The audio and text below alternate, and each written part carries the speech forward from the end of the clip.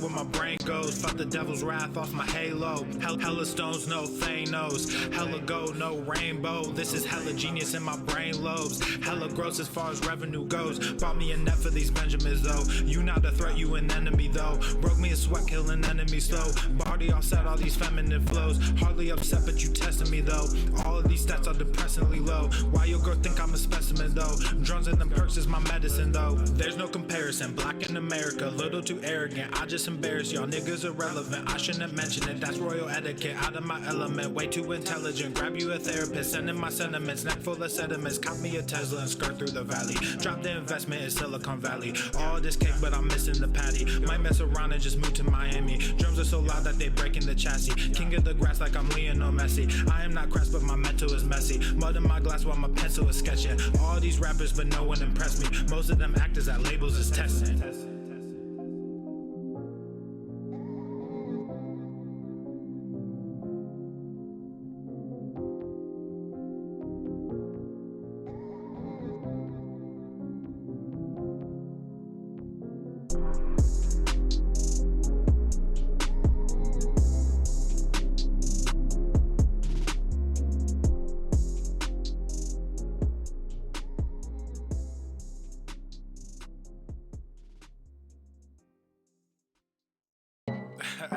This is that one song that you heard so many times, and every time you hear it, you're like, I'm not gonna bump to this song, but then you start catching a vibe. I'm sorry, not sorry. Yeah. East Coast with the gang, gang, gang. West Coast with the gang, gang, gang. Lower with the gang, gang, gang, gang. You know we don't play gang, like gang. East Coast with the gang, gang, gang. West Coast with the gang, gang, gang. Lower with the gang, gang, gang. You know we don't play gang, like gang. East Coast with the gang, gang, gang. West Coast with the gang, gang, gang. Lower with the gang, gang, gang. You know we don't play gang, like gang. East Coast with the gang, gang, gang. West Coast with the gang, gang, gang. Lower with the gang, gang, gang. You know. Yeah. Whoa. East Coast with that gang, gang. You know we don't play games, whoa. Hop up on that wagon, oh please just get out the way. You know we stay stuntin', right up in your face. We sorry, not sorry, we just stuck up in our ways. West Coast gon' head stand up, put that glass and hands up. Gang, gang, gang, we famed up. Got that change, we bagged up. Crew love, we stay manned up. Ahem like I'm wheezy, yeah. Rap game just too easy, drip so sick I'm queasy, whoa. East Coast with the gang, gang, gang. West Coast with the gang, gang, gang. Lower with the gang, gang, gang. You know we don't play gang, like gang. East Coast with the gang, gang, gang. West Coast with the gang, gang, gang. Lower with the gang, gang, gang. You know we don't play gang, like gang. East Coast with the gang, gang, gang. West Coast with the gang.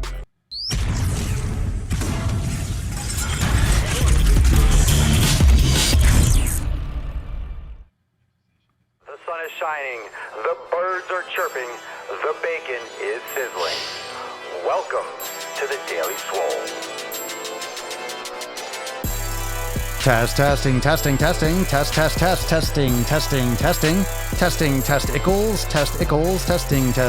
testicles.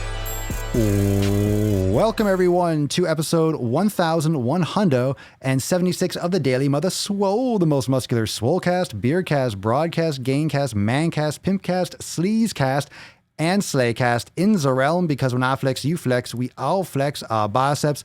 What's going on, beaches, busters, hustlers, and hoes? It's your boy, Papa Swolio.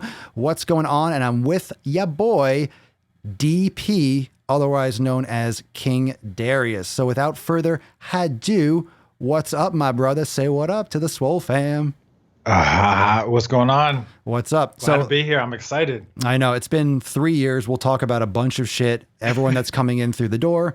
For those of you that don't know, DP is one of those elusive characters, and I'm going to take over full screen for a second, that he has created so much content for my channels. And in the sense that he is a creative, he is a media marketing expert. He is a lot of things, and we're going to talk about a lot of those.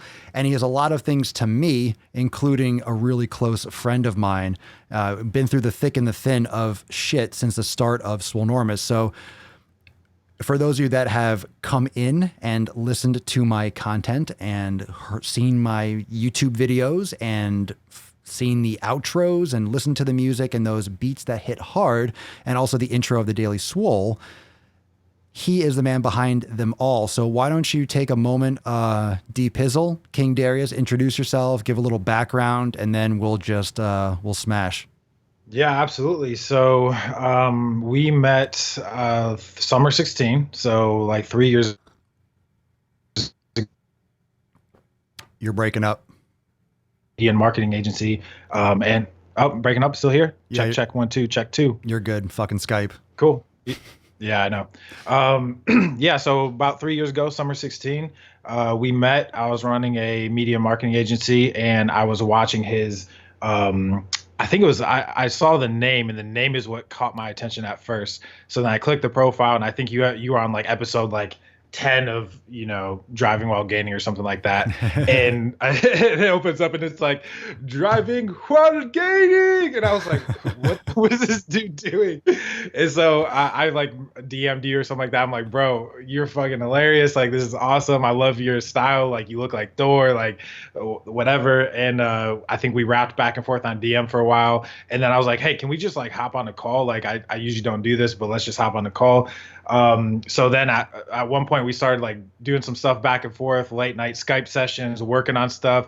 I saw that he was working on the 90-day dash program, and I was like, bro, why don't you just have this out? Like, just put this out there, man. Like, it doesn't have to be perfect. Just get it done and put it out. Like, people need this. Like, I'm gaining information and value and whatnot from you. I know people would benefit from this. Just put it out there. And he was like, well, I don't necessarily know how to do that. Like, what do we do? So I remember I grabbed a couple of beers, some pistachios, and for 4 hours on a Friday night, we sat there and created a landing page and a couple other things, private Facebook group. And therein lies the beginning of the program, which a lot of people are a part of, and Swole X and the 9-day dash. And it's just been a really cool journey. I think deeper than, products and media and brands and all that kind of stuff. Dash, Swole Enormous, as you guys know him, has just always been a very great friend, sort of like a calibrator in my life, somebody I can talk to, somebody I can rap with, always keeping me on top of my health and fitness, a very sound mind, super intelligent, up to time on media and all that kind of stuff. So it's just been really cool, always supporting my passions, my loves, my music, family, all that kind of stuff. So yeah, that's me in a nutshell, how we met. And I mean, we're not going back at all. Every summer is summer 16. I like those. I like those nutshells, bro. You know how I am about you know how I am about nuts. You know how I feel about that. Especially when they're on chins. Especially when on your chin, just a big hairy, nice, just voluminous ball sack, just fucking resting on a chin. So obviously, for those of you that are just joined that don't know who you is, if you don't know, now you know, bitches. Just a fucking wealth of information, but also inspiration. So a lot of you know, it's like sometimes you meet someone, and however you meet someone, you connect with someone, and it's a lot more than just information, it's inspiration. So a lot of what I learned literally, 3 years ago, it's not a lot. That's not a lot. 36 months. Bro, that's not a long time in any kind of context.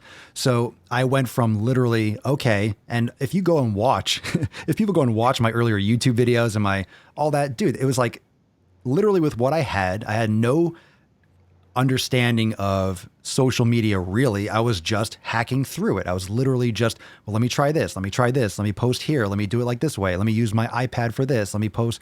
So it was all just kind of like trial and error. And then when we connected, then I started to learn, how to distribute. And it inspired me, not only what I learned from you, but also like the inspiration to continue. And it really got me the first time in my life when I was interested in something equally or to the point as training. Because before Swole Enormous, it was just like my fitness. It was this, but fitness was my life and still is, but it was like lifting. It was like my fitness, like me training is and then once I got into this, I got into psychology a lot more, and just even more than ever had been before, but the application of psychology and how to inspire people and how to produce content and stay up with the times technology wise. Cause I don't know if we talked about this, I think before, there was a period when I just gave up Instagram. I deleted everything. And I'm like, I'm not using this shit. I lost my phone. Someone gave me like a hand-me-down Windows phone, which obviously Windows phones no one knows what that is. Do they even exist? They suck. So my iPhone or my Galaxy broke.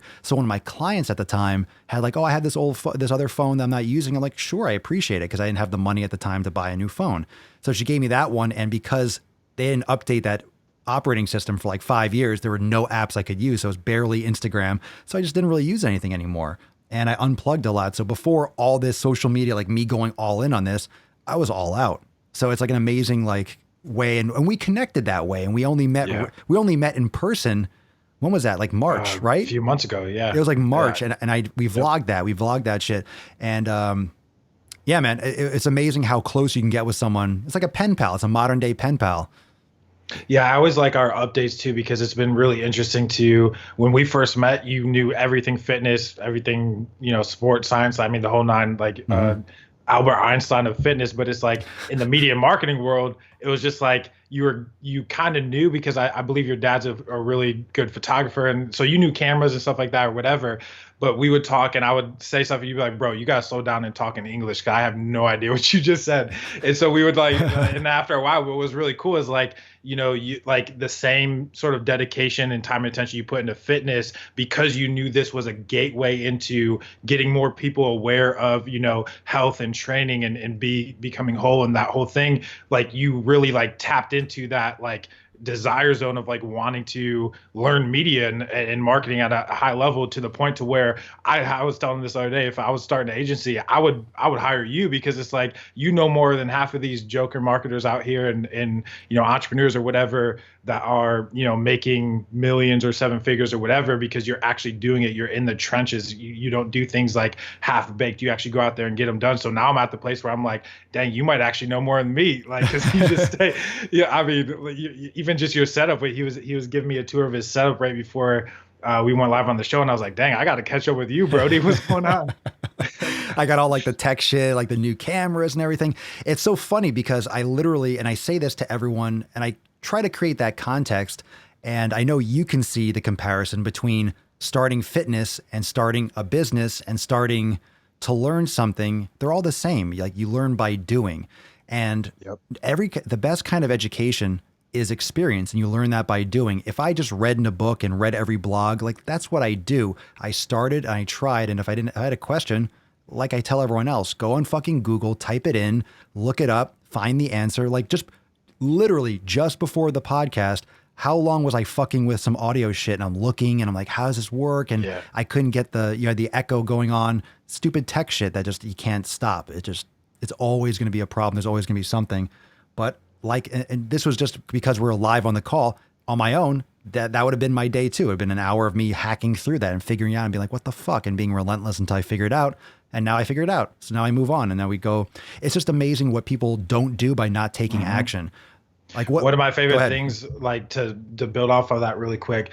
I'm not sure if you use it anymore, but your catchphrase before fitness without the bullshit, I think it was like everything in excess or something like that. Everything in excess, right? But what's cool about that is like you live that like everywhere. So like it's very true. Like the small menial just bull crap that people don't focus on. It's like, be it social media stuff, technology, how to get stuff done, like tinkering around with stuff. Like it's just so like, it's almost astonishing how quick people are to just like, let me go do something that's fun and entertaining rather than what it takes to like, accomplish something or take a step forward. And I think people take advantage of the time that they have. And, at the time, just to give a little bit more context, I was running a community that had about 60 to 80,000 people, monthly readers, all that kind of stuff at the time. And a lot of people would like, I remember in the beginning times when I had like 200 followers and, not a whole lot of stuff going on. Then I would grow, and each step along the way, as I was growing and getting bigger and bigger, everybody would be like, how are you doing it? How are you doing? Oh my gosh, it's crazy. And I would always be like, at some point you just got to do it. At first my graphics were crap. My, music was like, everything was just crap. But like the stuff I did for clients wasn't great, whatever it was. And I just remember when we met, you were like the one person, because I remember our first conversation, I was like, out of everybody, like, because we met and then we talked like 3 or 4 times. By the 3rd or 4th conversation, I was like, dude's on his like 27th daily podcast, which at the time it's almost laughable at this point. Like we're what are we at, 1175 or 1176, bro? Yeah. And it's just like, I remember when I thought it was impressive, I was like, bro, you've done like 90 days in a row. This is crazy. I've never and I was just like so excited by your drive and your commitment to just like doing it and figuring stuff out. And a lot of times if we had to cut our calls short or we couldn't figure something out, by the time we talked the next time, you're like, bro, not only did I do that, but check this out. And then you would always have like 2 or 3 other bricks, up on the wall. And I'm like, Jesus, like this dude just keeps going. And at that point I knew like, that same mentality around fitness, I needed to be around other great people who were actually like committing their lives to things that like aligned with their purpose, essentially. Yeah, when we met, like virtually, of course, was, I believe, and just to add more to that story, because as much as it was, oh, it's just 3 years ago, bro, you know as well as I do, like I don't remember what happened 2 days ago, let alone 3 years ago. I don't even remember what episode was yesterday. Kind of like, what was it? What was the title? I don't remember. So we connected when it was Swolenormous Live. So for those of you that don't remember, no one does. Facebook doesn't even remember. If you look for it, they still have like 14 views. I looked at one, it's like 14 views, and one of them was like my mother. It was Swolenormous Live. I didn't have a name for it. Then we connected, we were talking, and then while we were jamming, I was getting inspiration. I just I'm like, oh my God, the Daily Swole. That's a great name for a podcast, obviously, as it holds true today and will continue for decades to come. And I was like, oh, fuck. I'm on episode 22 or 23. And I was like, well, I could just rename it Daily Swole 24. But then we kind of went back and forth, and no, you got to start from scratch. So I didn't want to. It seemed like, oh my God, I have to undo everything. I have to start from one. So for those of you that think, okay, I've done 1176 in a row, it's actually been 1200 about, because I've done like 22, 23 in a row and then changed the name, which is it's no big deal. But the fact that it's just the mindset from when we started was always long term. We were always doing long term. Thus, Daily Swole, the number, and I say this a lot, was 001. And actually, to be honest, I will give you credit for that, because I saw what you were doing. You were doing, forget what it was, you were doing your own show. You were doing a podcast, or you had a couple episodes, but you had it in like the big, your logo was kind of like that light, that orange, that light yellowy orange. And I remember seeing 001, 002, and that style. I'm like, huh, he has 3 digits. So when I did it, I figured 001, because then I'm doing that with the intent that that first digit's going to mean something. It's going to go 3 digits. So once I got to 100, it was really emotional, and I had an emotional episode. Because I remember you cried. Yeah, it was because my grandfather had recently passed, and it was just a lot of like, it was me being proud of myself for actually fucking committing and doing it. And, you know, all the struggles of doing everything, because I was juggling multiple things at once, but still getting it done. And then after that, it was just, okay, that episode was done, and then it was just digging in. But the first 100 created this whole, just the mindset from the beginning. It's important how, and this relates to fitness. I want to hear you chime in on this, because when you go after fitness, my big push with everyone that watches and listens is you need to go into your training with that mindset that I need to do something sustainable for life. I need to do something sustainable for the long term. But that's what we did at the beginning. Yeah, absolutely. I think that was like, honestly, one of the biggest lessons I learned from you, because prior to us meeting, the way my body reacts to health and fitness is it's very like, it will snap. Like the second I start eating healthy, it's like my body's like, oh, about time, let's do this. You know, if I start working out, I'm shedding, like my body just reacts really fast. Like if I stop eating well, I'll start putting in the pounds on or whatever. And when we met, you just kept talking about like, bro, like it doesn't matter, but like you need to think longevity. So like a lot of the aligning principles between what I was teaching in marketing and business and entrepreneurship aligned with what you were saying in fitness. And I was like, and it was almost like I was dumbfounded. I was like, why am I not doing the same thing in my fitness, you know? So, and it's been a struggle, because it wasn't up until this January, like I would, you know, work out and I'd try to bulk, and I used to send pictures inside of this Swolenormous, what was it called at the time? Premium. Or something like that. Yeah, someone mentioned it in the comments. Everyone remembers Premium. There you go. Right. Flexing and all that kind of stuff, and eat my, you know, Swolenormous diet, grass-fed beef and grass-fed butter and eggs and spinach and sweet potatoes and turkey bacon or regular bacon, whatever's available. And turkey bacon. Get those veggies off my plate. Right, we're not cannabis show, vegetables.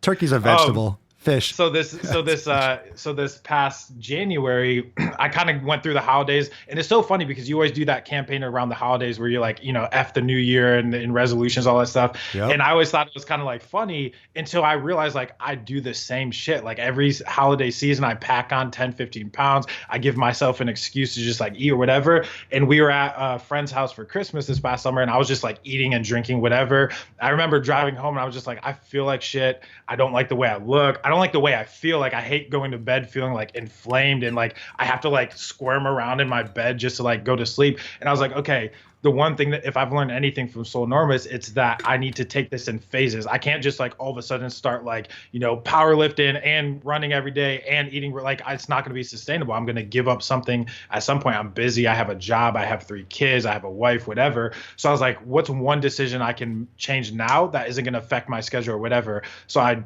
turned to my wife and I was like, hey, we are eating healthy from this point forward, and I'm intermittent fasting every day until at least 3 or 4. I didn't have like a super tight time limit, but then once I started behaving it was like every day until like 6, and then I would eat like acai bowls and fish and cauliflower rice and like some of your diet stuff or like whatever. And this has been the longest running consistent time that I've done. Like I have barely missed maybe 3 or 4 days where I've just like, I don't know, had a couple too many drinks and I'm like, I don't care. Let me have a snack real quick or whatever. But like, I've literally been consistent this whole half year.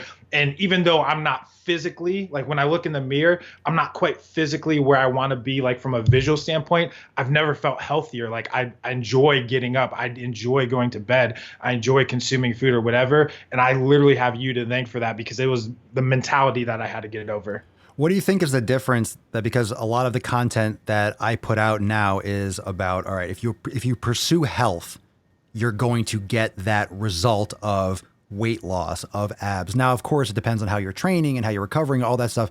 But if you pursue it from that, okay, I'm going to be healthier. That's like primary. I'm going to be healthy first. And then, because I think people go after the abs, they go after the biceps, which is great. And I used to do that too. But I was also just like everyone else, younger and fucking stupider. So you live and you learn, and I'm a venerable old man, I suppose. I'm gonna be 36. I'm wise. I'm gonna start using a cane, and my beard's gonna get long. Fucking Gandalf in the house. So as I age and as I marinate and as I, my intelligence, ferments like a fine wine, I have learned that it's important to pursue health now, because if you wait until you're sick, that's stupid. It's like people wait to get injured to prevent further injuries. People wait to be in pain to, oh shit, I got to make sure I don't have pain anymore or fix this pain. People wait to have diabetes to change their life and start losing weight and all that shit. It's like, why? It's hard to give people perspective on the future. Like, it's hard to imagine when you're 80. I just have perspective because I watch my grandparents get older, and I've trained a lot of geriatric, that whole older population. So I've seen people not be able to fucking move. I've seen people not be able to stand up or get into their fucking Bentley. Like, it's not about the money, it's about your functionality. And it's scary as shit. So if you pursue health and with the mindset of the other things, it's like, okay, but at least you're getting that foundation correct. And then as you go through, you'll work towards your goals. The interesting thing about that too is you saying that you've seen older people who just like can't move or like can't walk or sit up or take a shit or whatever. Is I actually grew up with a physical therapist.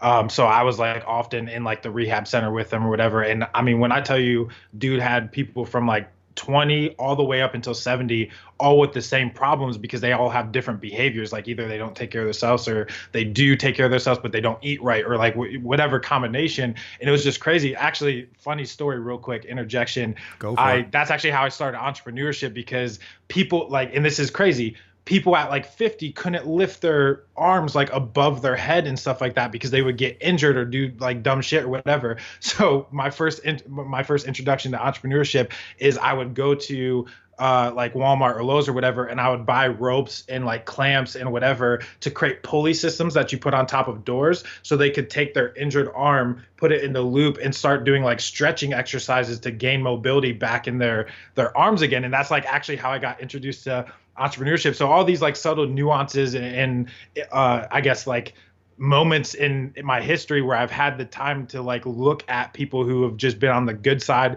and the bad side of, fitness and health. And then meeting you, it was just almost like a reintroduction to like, this is very real. I'm 28 years old. I'll be 30 in 2 years. I don't want to go from 30 to 40 with like, a beer belly. And by the time I'm 40, like my back is giving out and I can't like go outside with my dog and my kids or go on vacation with my wife and my family or whatever. So it's just like it was like a wake up call, Well, let's talk about that, because we have a lot of, how many of you in the comments, drop in the comments below if you have kids.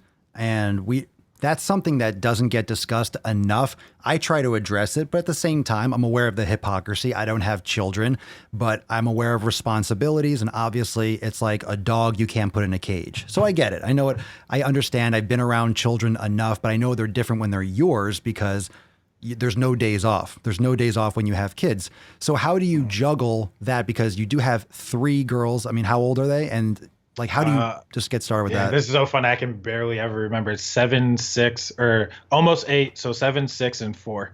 Dude, you gotta start pulling out, man. I know. Okay, I actually put it in one of my tracks. No, wait. The fanny pack. Go here. Yeah. I'm trying. Is this enough for me? So I pull out stuff. Yeah, hold on. Let me get the audio back. Hold on a second. Say it again because it broke up a little bit. I said it in fanny pack. I said 3 girls is enough for me, so I pull out like the stocks crashing. Yeah, dude, I love that fucking line. That's a great line. It's but it's a huge people. What do you think about people that use that as an excuse? Because when you have kids, obviously you have more limited time. You have a lot of responsibility, but you also love them to fucking death. So it's not like, okay, you wish you didn't have them necessarily. It's not always convenient, but there are a lot of things in life that aren't always convenient. How do you work around that? And how do you integrate that with all the other hustle that you're doing? Because you're creating music, you're exercising, you're doing 5, 10, you're like, we connect because we're very similar. We have like 30 ideas and we're working on 15 of them. Like we're always cycling through shit. And that's why we always, go for hours talking on like a Friday night about, app integrations and just all this like shit. So how do you work that out with having kids? Well, honestly, I see Katie Westerman, if that's how you say her last name. That's pretty much how I did it. She said she has 1 daughter and she works out with her. Mm-hmm. So like for me, the big struggle was always like every time I went on a health kick or whatever, like I wouldn't do it with my wife or my kids, or my kids would be eating Wendy's or like whatever it is. And I would be, so it was always this like disconnect of like we weren't moving as a unit. And so for me, I was like, okay, why am I struggling with this? It's because my parents and who raised me didn't set that standard in the beginning of like, this is what you're eating. If you're actually not hungry for this, you're not actually hungry. You know what I'm saying? And they didn't teach me like that value system to like listen to my body and to like, it was just, hey, if you're hungry, if you want a snack, we always had like, when I tell you our snack cupboard was like bigger than our refrigerator, it was disgusting. So it's just like pretty crazy to me to like now, like my kids, like they get excited when we're like, hey, we're making tuna, cauliflower rice and veggies for dinner. They're like, I freaking love tuna. I'm like, that's crazy. Cause like 3 months ago, you would have been like, I want Wendy's or like, I want, whatever it is. So for me, it was involving the unit as one and making sure that on the days I don't feel like it, doesn't matter because everybody else is eating it anyway. So I don't have a choice, So for me, it was very much like creating that unity in the family. What about people this is a sensitive issue. And I made an IGTV video on Facebook and Instagram. I made a video about, I think it was titled Fat Kids. You guys can go check it out if you haven't seen it yet. So it's about fat kids. And pretty much if your kids don't, look, again, I don't have kids, but if they don't want to fucking eat what I make, you're not going to fucking eat. And you're going to eat because as a human, you're going to want to survive. Eventually that mouth is going to open and you're going to swallow what I'm putting in. That's what she said, but not kids. Don't touch kids. Don't do that. Don't do that. So I have to clarify, but I can't go without saying that's what she said. But what do you do? What did you do? Like, what would you say to parents? Because there are a bunch of people commenting that, hey, I'm thinking about having kids, so I'd love some advice. I think they should fucking eat what you fucking make them, or they don't fucking eat, like 1950s style.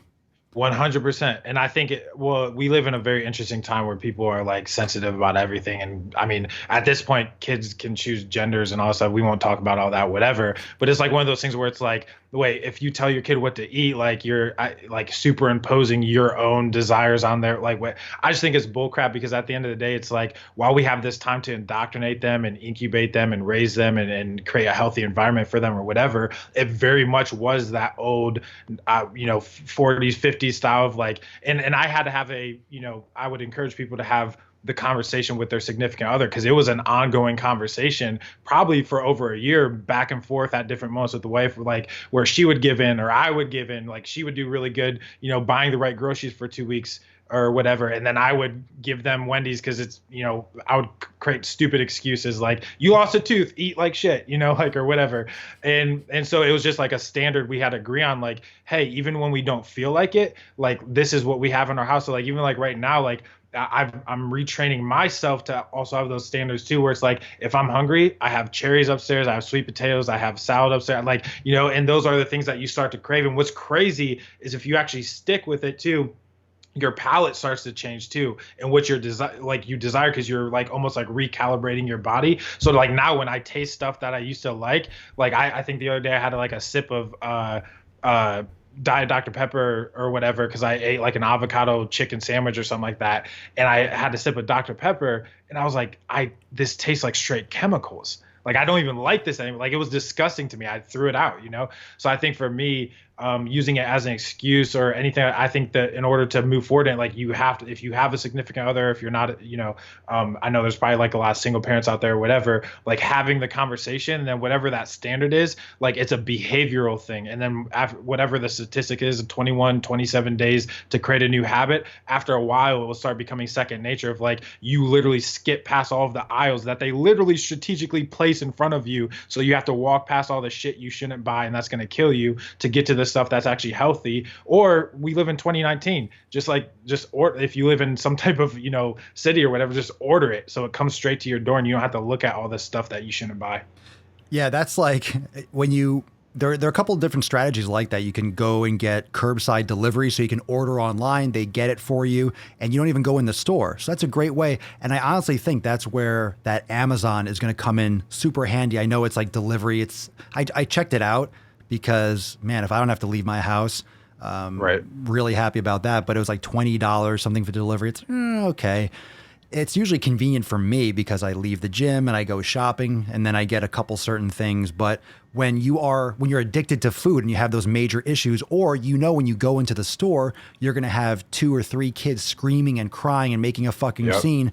I mean, I see parents in there for just an hour or two, or I'm assuming they are, because they're just in the first aisle and the kids are like screaming and they're dragging them. Like, I don't want to do it. Oh my God. I can't imagine bringing kids to the supermarket. Why don't you just order online, go outside, pop your trunk, they'll put it in, give the guy a $5 and then drive away. And you're all set. And then you don't have that temptation, because for me, I have discipline in terms of not eating shit that I shouldn't. But even when I go after the gym and I'm hungry, but I know what I buy, I'll buy a little bit extra fruit, or I'll buy some plantain chips or something that are made with coconut oil, because that's like my little treat. And for some people, like, that sounds gross. For me, that's, oh my God, I'm being naughty. I'm having a plantain chip. But I'll get something, that's my splurge, but I have that kind of discipline for it. And a lot of people don't. And when you make those hacks, or you address those hacks, you can make a lot of difference for your kids. And what you said earlier was interesting too.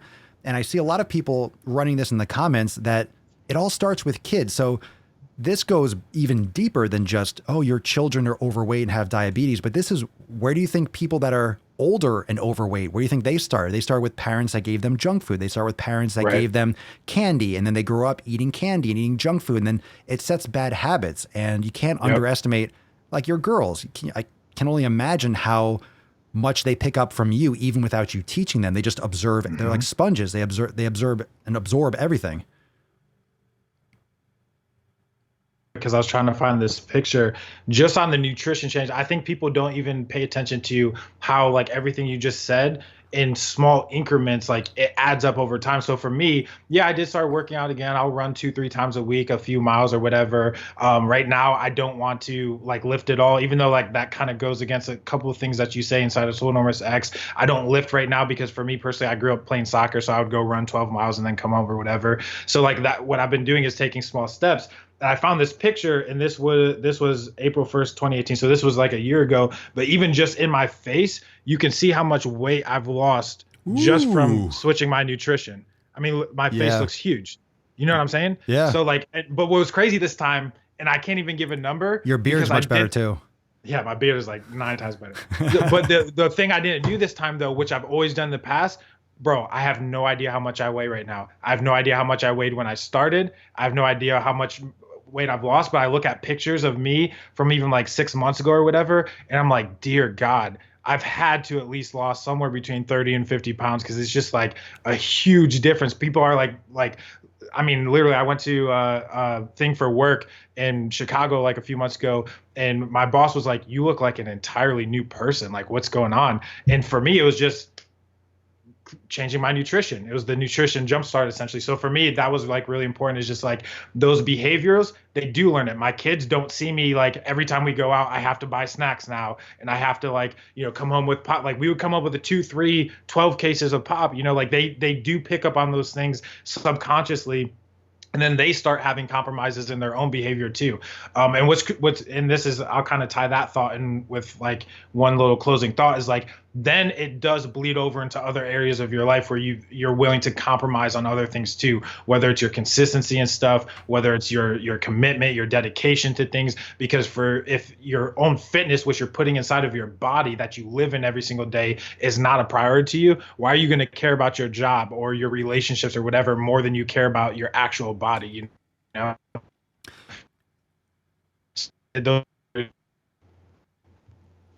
Sorry, I lost it for a second.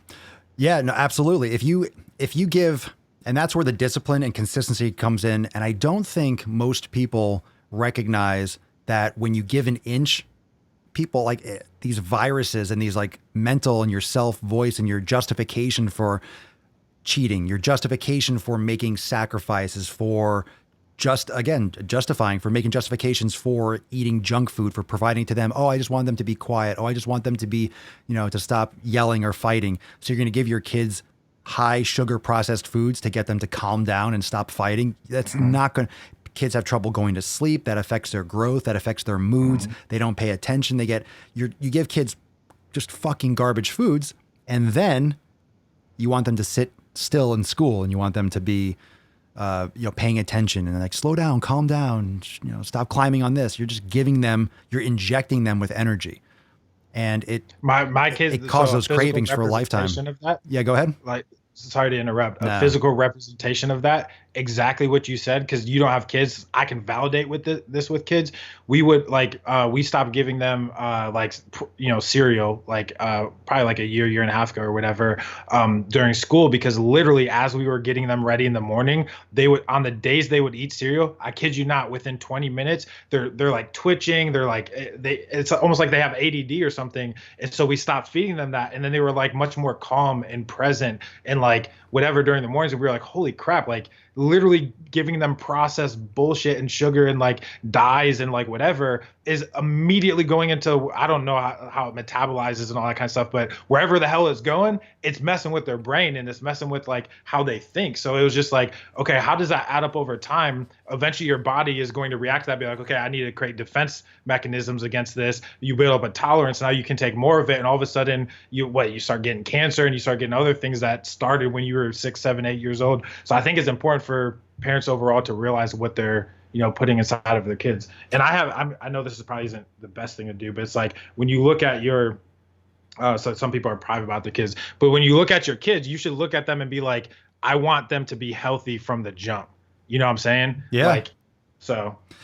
And not to mention, it's like you said, you can notice it.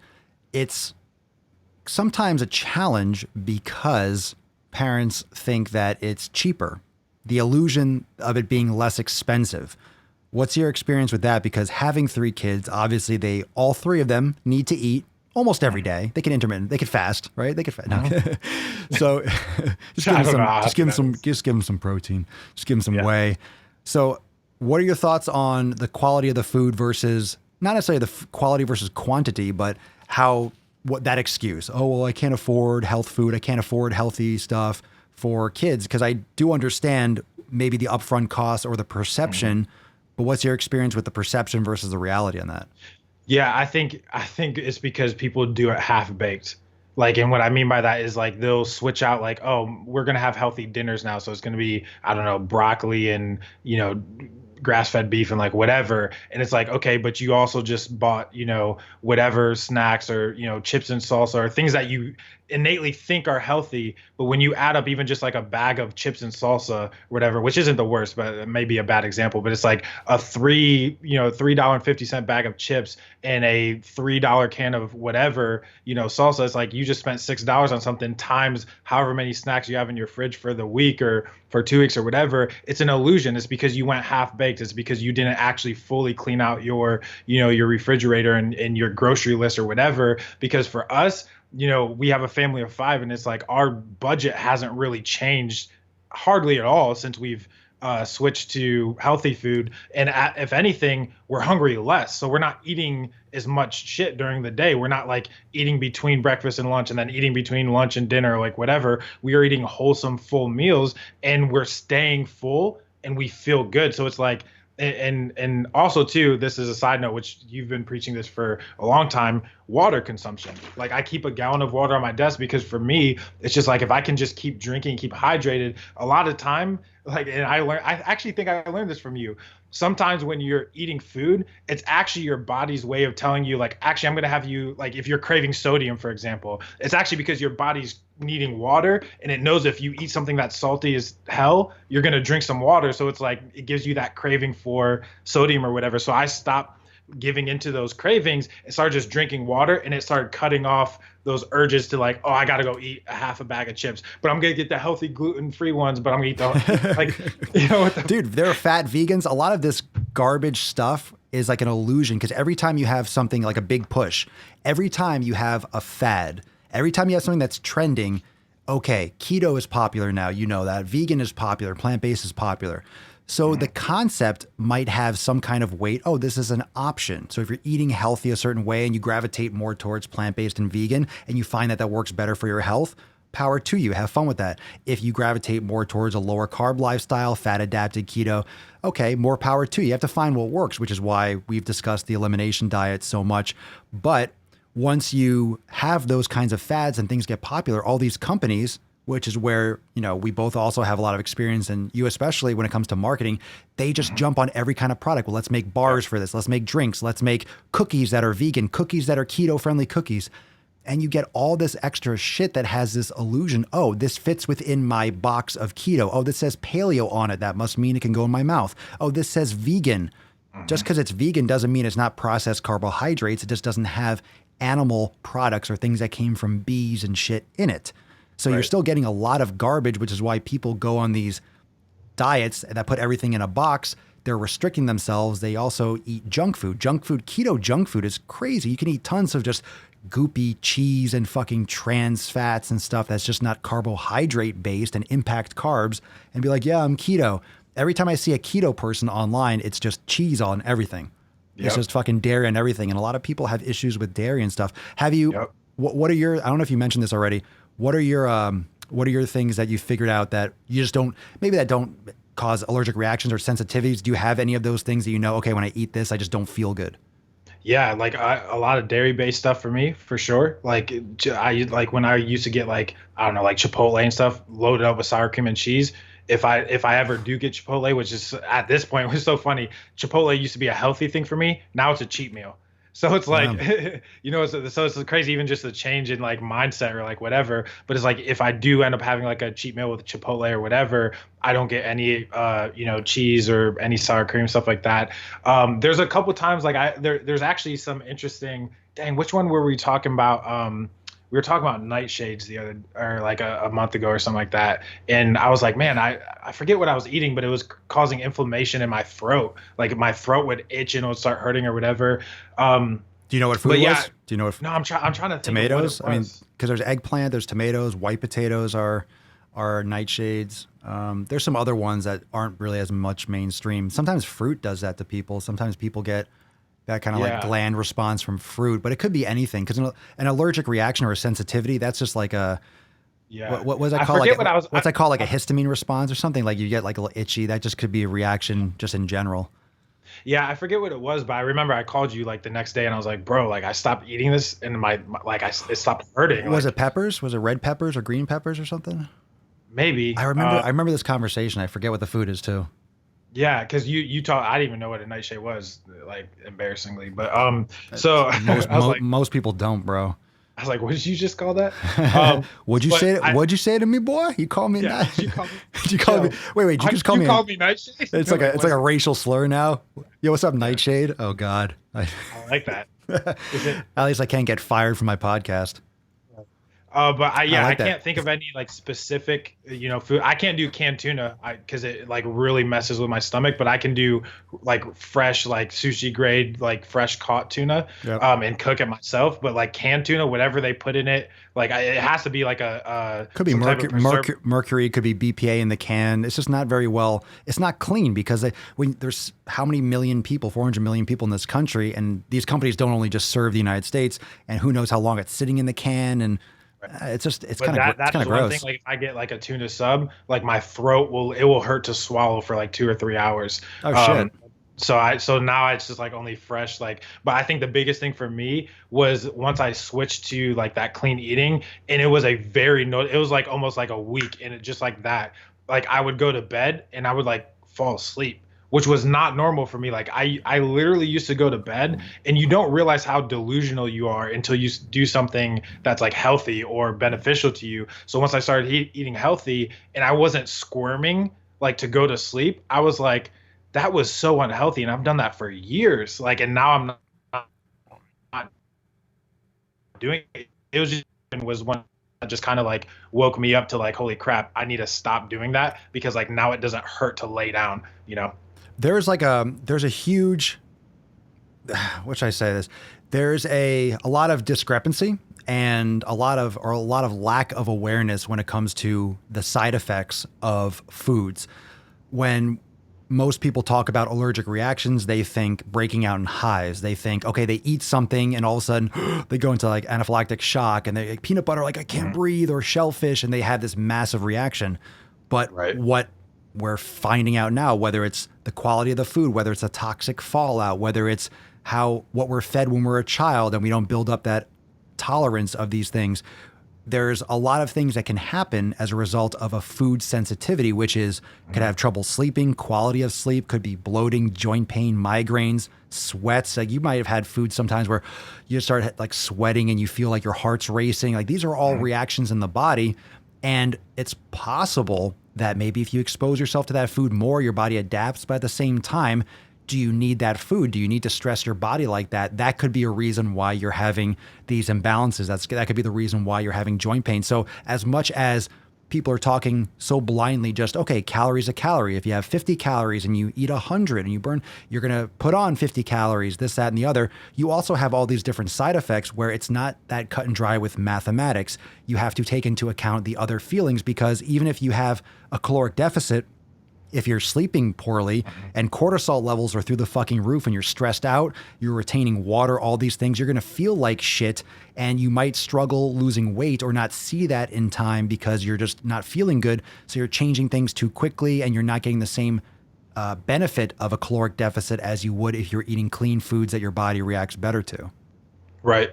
I was thinking as you were talking there too, for me, drinks were a lot more, I guess like I would react to them more and have a lot more like inflammation and reaction to them overall. So like stopping drinking energy drinks was huge for me. My like I could physically feel that. Another one was beer. I was actually pretty consistently drinking beer. I didn't realize how much that actually hurt my stomach. Like my stomach would physically hurt. And once I stopped, like, and you don't notice it because over time it like starts to become dull, or you just kind of like live with it or a little bit, or like whatever. So it's just like these small things. And pop was a huge one for me. I mean, I'm in the North. I know in the South they call it soda, but pop was a huge one for me because they call it in the South, they call it pop. Oh, do they really? Or West or somewhere. Yeah. Cause I grew up in Connecticut, New York. They call it soda. Yeah, I remember when I went to school in Dallas and I said pop, they were like, "You want a what?" And I was like, "A pop, like a Coke?" And they're like, "Oh yeah, we call it Coke or soda." And I was like, "Oh, whatever." But like sugar, like if I do have any type of drink or like it was really weird. Okay, so here's another example of a drink. I used to despise unsweetened like black tea, because I was like, it tastes like sweat essentially, like it just has like no taste or whatever. And I would drink like sugar infused, tea or like whatever, like raspberry freaking, has like whatever 20, 30, whatever milligrams of grams of sugar. And now like it actually is like sweet to me. Like I can taste the sweetness in it. And it's like, so I drink, I'll drink black tea. So for me, especially like being so like in business and work and all that kind of stuff, a lot of times I drink more than I like consume food. So I was almost like by default intermittent fasting till dinner almost every day just by working so much or whatever. So for me, it was drinks. I stopped getting, cases and cases of energy drinks and just bull crap. And like even another huge one was Cliff Bars. I used to eat Cliff Bars religiously. Oh God, yeah. I did not realize but what's so crazy is, again, like you said, like the marketing of it, the branding of it, the positioning of it, because they know people are delusional and disconnected from reality or like whatever, they can market that as a healthy product. That shit will tear your stomach up if you eat that consistently. So like then I started realizing like, holy crap, like, not only that, but it's like I think you might have to correct me on this, but don't like certain like oats and wheats or whatever like metabolize as fat like really fast? There's some when it comes to carbohydrates, there's the glycemic index. Some carbohydrates are, aside from any inflammation or sensitivity issues, but some carbohydrates will absorb slower. They'll have more fiber content, so they'll have a different impact on blood sugar. So Yeah. it depends, which will maybe like cue the body to storing body fat if, let's say, there's less energy needed in the moment, and there's a lot of mechanisms there. But right, some oats your body's gonna react better to. Like for example, we talk a lot about optimal foods, and this. I love sweet potatoes. I just feel better with sweet potatoes or white rice over brown rice or other types of potato. Like I just feel better when I have sweet potatoes. I feel more pumped. I feel more full. I just feel just better, and I recover better. And I just notice that my body reacts better to those foods. But Right. you have to go through the process of cutting things out. And a lot of it is perspective, but you get addicted to the habit. So you were saying earlier about, well, when I used to get hungry, I would crave salty foods and then I would drink water. Your body and your thirst mechanism, you lose that association between what you're actually feeling, because people don't pay attention. They just assume, okay, whatever can go in my mouth should go in my mouth. And that's obviously not the case. You don't want to put dirty dicks in your mouth. So why would you put junk food in your fucking mouth? Right. So because of that, you get used to the habit. When you eat salty foods, you also get used to drinking liquid. So your body might trigger salty foods. There's all these different layers of association and these subconscious habits that our body notices. Your body is essentially like a child, where it notices a lot more than you think it notices. It responds to, and it creates these associations between a lot more things than you consciously are aware. It's like Pavlov dog, right? When you ring the bell, the dog starts salivating because it associates that bell with food. So it starts, it notices when the bell rings, and then by all of a sudden the gland starts salivating because every time it's eating, that bell's ringing, so it knows that food's coming, and it gets all excited. 100%. So it has all those aspects of it. And that's, of course, has to do with a lot with marketing. It has to do, and that's why these foods work that way. And I'd love to hear you weigh in on this, because it's just a fact, but also just from the marketing standpoint, most people don't realize that, these foods are addictive for a reason. It's not an accident why you choose the red package over the blue package. It's not why, when you go down the cookie aisle, all the containers are yellow, are red, are blue. Why is it a red package for Chips Ahoy? The cookies are fucking brown, bro. Why are the vanilla wafers in a yellow container? It's brown. They're all the same fucking color. Why are the packages all different? So speak on that, because nothing in the supermarket, none of that product, everything from the size of the package, from the shape of the cookie to the taste to the color, everything, nothing is an accident. Not one thing. Yeah, 100%. I think one of the things that people don't realize, so I have a lot of experience in marketing. It's what I did for a living for almost a decade. And I still do it, just not in my own business anymore. But essentially, what we are trying to do is know your behavior and your actions before you take them. So a lot of times, like for example, you have to realize that they're it's almost like layered marketing schemes, right? So the first marketing scheme is packaging some fast, quick fix workout program that's called fill in the blank. There's 1,000 of them, right? Then they start watching the data, right? Because they pay attention to data. What type of person is doing the keto diet or doing the fill in the blank workout or this exercise or buying this product, whatever. You post a lot of funny videos about like just the random fitness equipment people buy, whatever. They start classifying them. It's called buyer personas. It's called customer avatars. You understand their thought patterns, what they buy, what they're influenced by, how they take action, where they're spending their money. And then you start understanding their circles and who they're connected to or whatever. And then the second layer on top of that is now they're like, okay, what products fit that person's behavior? What do they react to? How is that similar? What are compound products that they would buy off of that? What are related to? Because at the end of the day, what they're looking for is the lifetime value of what you can give to them. You literally don't matter to them at all. And I can speak to this as a marketer. It's all about how much money I can, because if I can attach you to a customer avatar or a buyer persona and a lifetime value, and that simply means how much you will buy from me over time, what a customer is worth to me, then I understand how much money I can spend on my product, my development, my research, whatever, to acquire you. So if I know that over the span of your lifetime with my brand, you'll spend $340, what am I willing to spend to acquire you? I'll spend $100. That's like giving $1 in a vending machine and it gives you back $3. I will spend $2. Shoot, it just really just depends what your profit margins are. So I think people don't realize that it's literally not a mistake. It's engineered based off of your behavior, your psychology, and the patterns you take in your life. And they exploit that at scale. And then what's crazy about it, and then the third layer or the third scheme is then the media coverage on top of it, the brand placement.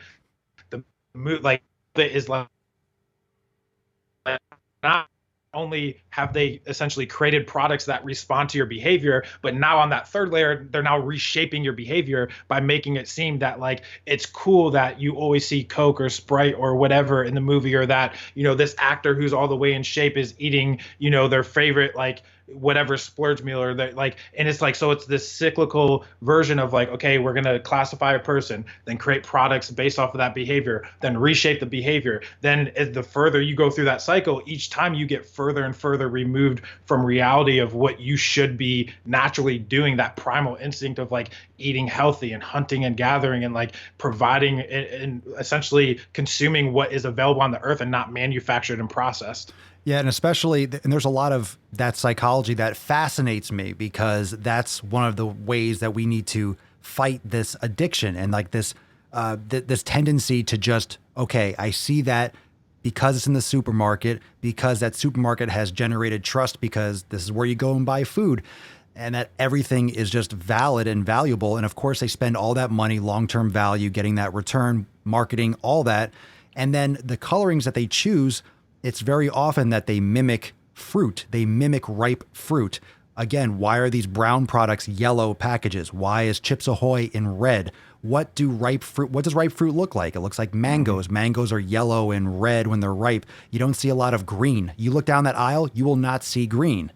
You will not see green. You will not see green in that. I mean, maybe a little bit, but if you kind of blur your eyes, all you see is red and yellow and bright, vibrant, kind of tropical colors, because that's that association with sugar. That's that association with that kind of like that kickback. And those are those evolutionary triggers. And I listen to a lot of podcasts and read books about evolutionary biology, which again, we're not going to get into the weeds on that, but blows my mind how people ignore. Where they do use green?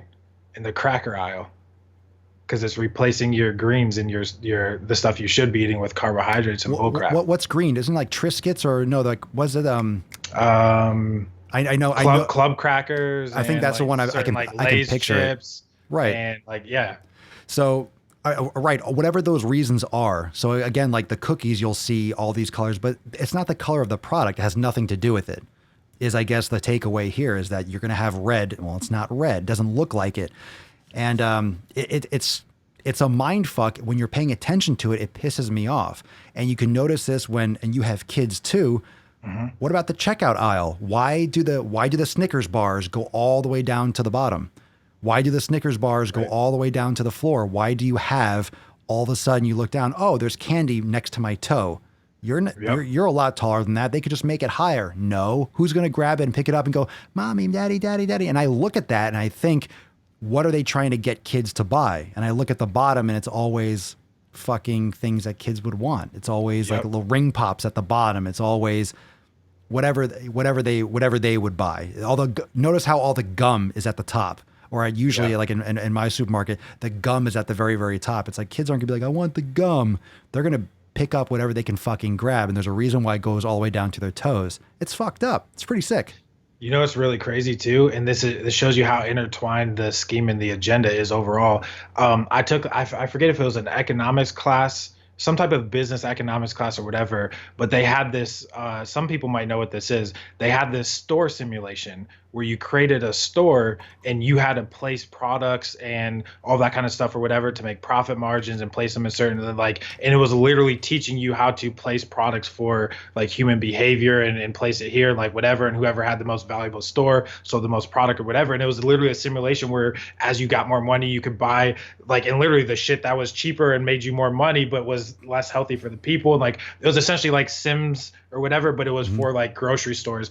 And so it's crazy, like even in the schools, them teaching you that psychology that like if you want to make some money, this is how you do it, whatever. So I just think it's so interesting that they're not trying to hide it. They're just doing it because people are so they have blinders on at the end of the day. Right. And because there's so much information and we both spend so much time on social media and are so kind of plugged in, and we always talk and we can sense the little kind of the tides where a little shift where no one else would notice, a consumer would notice, but a content creator like, hey, I noticed this is doing better. Oh, I noticed they moved that here. Why are they moving it here? What are they trying to do? Because these bigger social media companies, they're much more aware and plugged in with human psychology because they're getting all the data. They know what people are looking at. They know where people are clicking. They know all your mouse moves. Oh, you click over here. You click it better. You click it more when it's over here. You get notified more and you use YouTube longer or Facebook or Instagram more when we put this over here. We test this with 10,000 people on the West Coast and 10,000 people on the East Coast. And these are different. Cool. Let's try a little bit of a different population size. And all their developers are kind of tweaking updates. And then every once in a while, Facebook or Instagram, quote, goes down. Yeah, right. They're just updating code and shit like that. There's all these different things that are going on behind the scenes, but it's that overabundance of just information. So we talk about blinders. Do you think it's as much blinders or it's more that there's just so much fucking information that people just literally treat it like white noise static and they can't fucking handle it, so they don't even bother? Like they're just overloaded and stressed out if they can get to a couple videos and a couple things and they scroll for a few minutes while they're taking a shit, while their kids are fucking yelling and screaming. They don't care. They just go by. They're just going through in their fucking rat race and trying to just make it to the next day rather than analyze. Because who has time to read all the research studies? Right. All of a sudden we have access. You want to research studies? Well, research study, you have to go and get a PhD or go to the library or go talk to someone. Now you're like, let me go on PubMed and pull up one of 8 million just because I feel like it. So there's so much information. It's like, well, if we shotgun people with all the information, they're not going to pay attention to any of it because it just becomes commoditized, just becomes ubiquitous. Right, 100%. That's actually why I fell in love with media, because I started to understand the relation between marketing and media. Because at the end of the day, like you said, is it that they have blinders on, or is it that there's so much information, and what do you think that's on an accident? No, for example, how many times has it been a case where the weather's calls for this crazy shit, power's going to be out, whatever, go buy, people go buy milk, bread, all this kind of stuff, yada yada, and then it never comes, right? So it's literally this. So I think, and that's just one random example, but it's just okay, if we can keep them in this constant state of confusion and franticness and keeping up with these people, but not doing this and enjoying this, whatever, they're controlling the psychology, So I think it's at one point in time, you just have to kind of decide. I think family, I really do believe that family units are powerful, in the standpoint of you get to decide what's the standard for your house, whether it's just it's you and a dog, it's you and a significant other,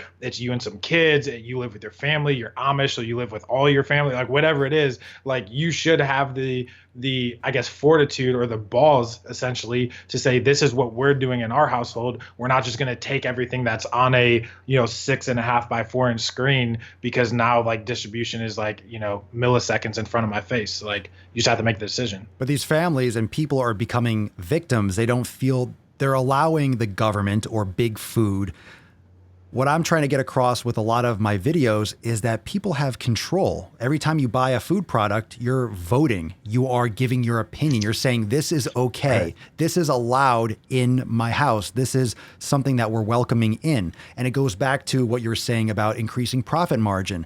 Is there any doubt why the government subsidizes corn and everything is made with corn? Do you know why? It's because it's dirt fucking garbage shit cheap. And if we can make corn taste like nacho cheese, we're going to make corn taste like nacho cheese. If we can make that taste sour, we're going to use corn and make it taste sour. So they add in these dirt cheap ingredients, sell it to you for $2. Do you wonder why when you go and there's a dollar menu at McDonald's? Do you think McDonald's is losing money on the dollar menu? They're banking. People are like, well, when you go there, you get a dollar menu. You're also buying a cheeseburger and other stuff. Also true, but people would be shocked to understand that they're actually making a profit on the fucking dollar menu as well. That burger does not cost $1 to make. It probably costs 30 cents, including the labor, because they're paying everyone minimum fucking wage. And you just heat it up and then boom, you slap it on. They're doing so much volume overall, they're still making a profit on the fucking dollar menu. Everything. And liquid soda. It's liquid soda. It's just fucking sugar that's super saturated in a liquid. They heat it up, they fucking inject it with all this high fructose corn syrup, and then cool it down. It's a nice ice cold refreshing drink. How do you fit 80 grams of fucking sugar in like a bottle of soda? Like a liter bottle. How do you get that much sugar in there? You ever mix sugar and water? It just settles to the bottom.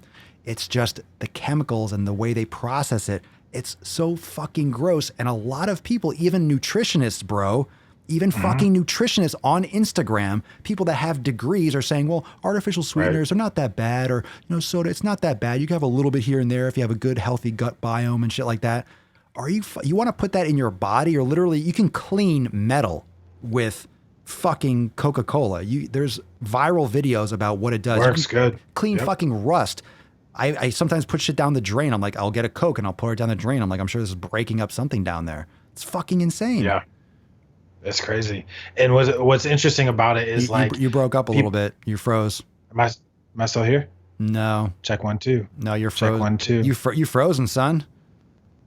You frozen. Can you hear my voice? I can hear your voice. You're frozen, but you're like, or maybe you're just holding so still. It's ridiculous. Restart my video there. There you go. Can you see me now? Uh-huh. Hey, what's going on? I don't really want to see anymore. I changed my mind. Okay. All right, I'm turning it up.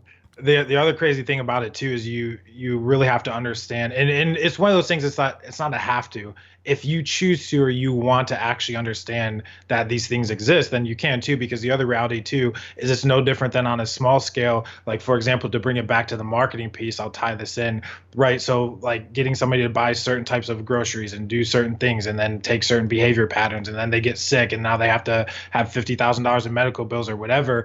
It's literally something they call in marketing that's called a value ladder. So a value ladder is essentially the path to purchase from initial contact with a brand or an organization or an entity all the way up into their maximized lifetime value. And what that means essentially, let me take Swole Normers, for example. You could just buy a personalized fitness program from him that is custom or whatever, and then he'd end up like Brittany Dawn and lose a bunch of people, like whatever. Don't use me in the same, don't say that. Don't bring that name up. No, I'm saying if you did some stupid crap. Don't you put that voodoo on me, Ricky Bobby. Right. If you don't chew Big Red, then no.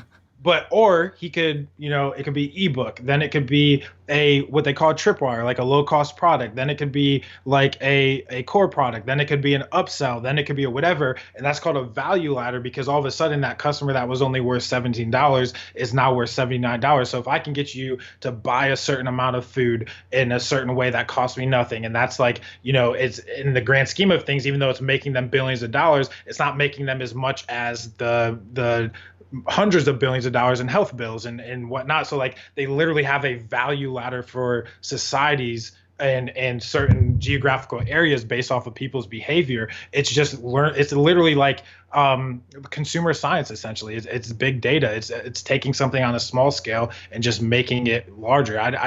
To me, what's so funny is like when you live in marketing and media like I have, it's so obvious. But if you don't, like I literally have sat like at a desk and thought like, I feel bad for people who don't see this. Like I'm literally like, I used to feel the hard part for me with marketing has always been, I feel like I'm exploiting people's bad behavior. And that's what you're doing. because it's literally like I'm taking their impulse, or like, because they have this thing in marketing called gain fear logic. People make most of their decisions based off of three things: they gain something, they fear something, or it's something that's logical. And it's your job as a marketer to figure out how to position your products to play off of those three human behaviors. So if you think that small people like that are just running, little businesses, mom and pop shops or whatever, are using it, and the government's not using it, or like, these global forces or entities or people who have more money than the government are using it, you're fooling yourself, and you're just playing into it. Like he said, you're voting literally by purchasing what they're putting in front of your face. So it's one of those things where you don't have to understand it, but don't sit there and act like it doesn't exist. Like it's just literally exploiting human behavior. You also have this discrepancy when you say, okay, when the government markets, it's not marketing, it's called propaganda.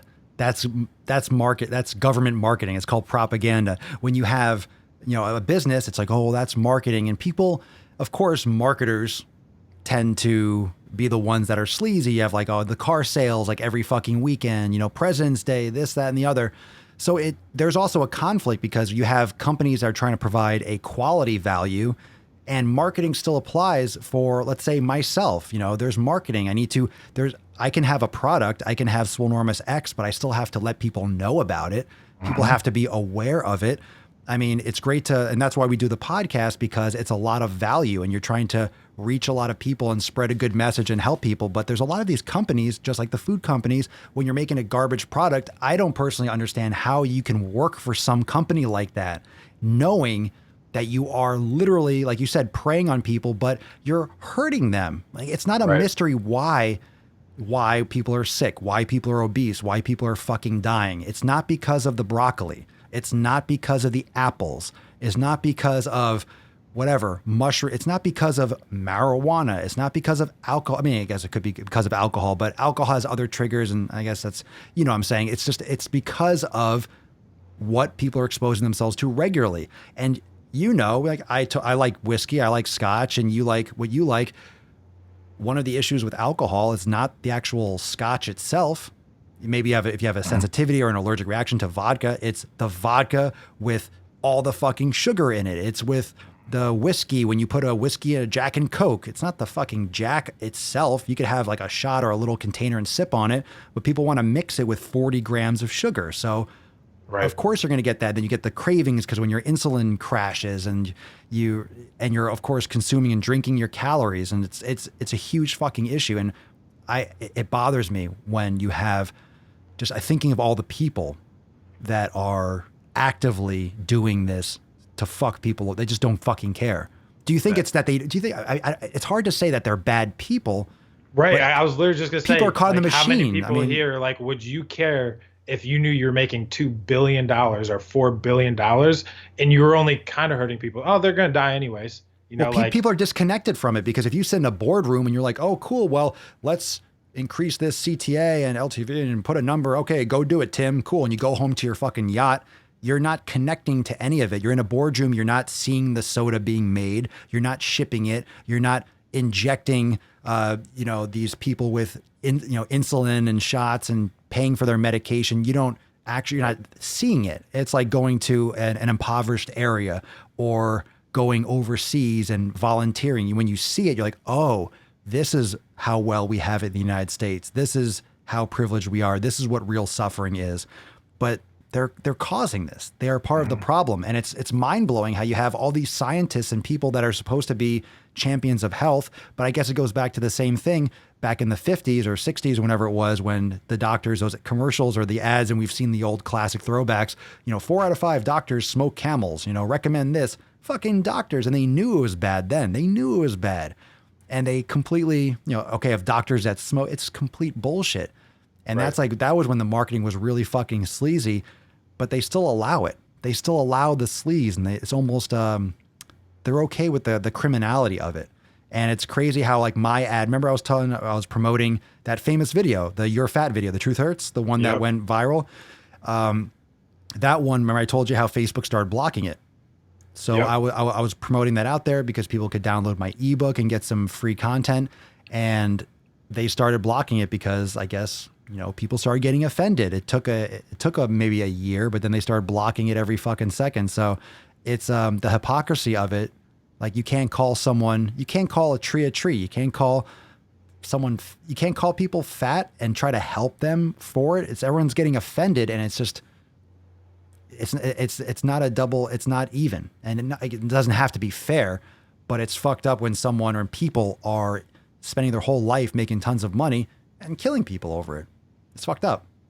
Yeah, and the reality is it's really not going to change in any type of mass way, which is why I've always, really enjoyed like connecting with people like you, and especially at the depth that we have, because you are essentially like it's a weird analogy, but like a salmon swimming against the stream. You know what I'm saying? Like you're like against everything that what is the data around like how many messages we hear a day, like some crazy few hundred messages or advertisements that we see in front of our face a day, but being able to hear that one consistent voice that's like, no, like literally F that's not true. That's literally what's created to make money off of you every single day. And I just think it's important. I think that more people, like, it's really cool to think of like what's being unlocked by this narrative being told over time. Because I know for me, it's just like you may never specifically get the credit for the benefit my life receives from your message, i.e. if I live 15 more years and my daughters get to experience like, things that they wouldn't have if I was dead or like, on medication or whatever, you may never get the credit or the, recognition for what's actually happening. But I truly, and I don't even know why I turned into this moment, but like I appreciate that, like in what you're doing for people, because it's like you look at anybody else and everybody else is being bought out because they'd rather, like, you could, if you wanted to exploit bad human behavior, you could be making 7, 9, 13, $80 million, but it's important for you to be in sprint. And I think that's extremely important for people to know, is that like you are doing it the right way and you're not, taking shortcuts, which is cool that it's also working as well. But I just wanted to throw that little segment in there. I appreciate it, man. It's one of those things that has to, it moves slower. And I see a lot of people, as you have in the fitness industry. You mentioned Brittany Dawn, and there's a lot of other people that really run the marketing gamut and go for the, let me take now. I want this now, buy this now, get this now. And I find it kind of a challenge sometimes because I have to fight that whole persona of someone that has a product. And it's amazing, or it's interesting, or it's kind of like a little bit disconcerting when people say, oh, you're just trying to, oh, you have a product too? Oh, you have a program? It's like, yes, I have a product. I have a service. I mean, you wouldn't be shocked when a plumber tells you that he fixed pipes, that he charges you money for it. Like if you have a service, okay, if it's valuable, you can purchase it. And in a world where people feel entitled to have everything for free, but want to put in zero of the work, it's a challenge to share my content and to let people know I have a product without being like, one of those fucking jabronis, because that's why one of the things that is important about the podcast is that it has to offset all that bullshit. So people understand what I'm doing this for and what the purpose of this is. And I purposely don't, as you know, I don't take any sponsorships. I don't have any other, hands in the pot. So you can't make that statement. So like the credibility doesn't get watered down like a lot of every other podcast runs all these fucking ads.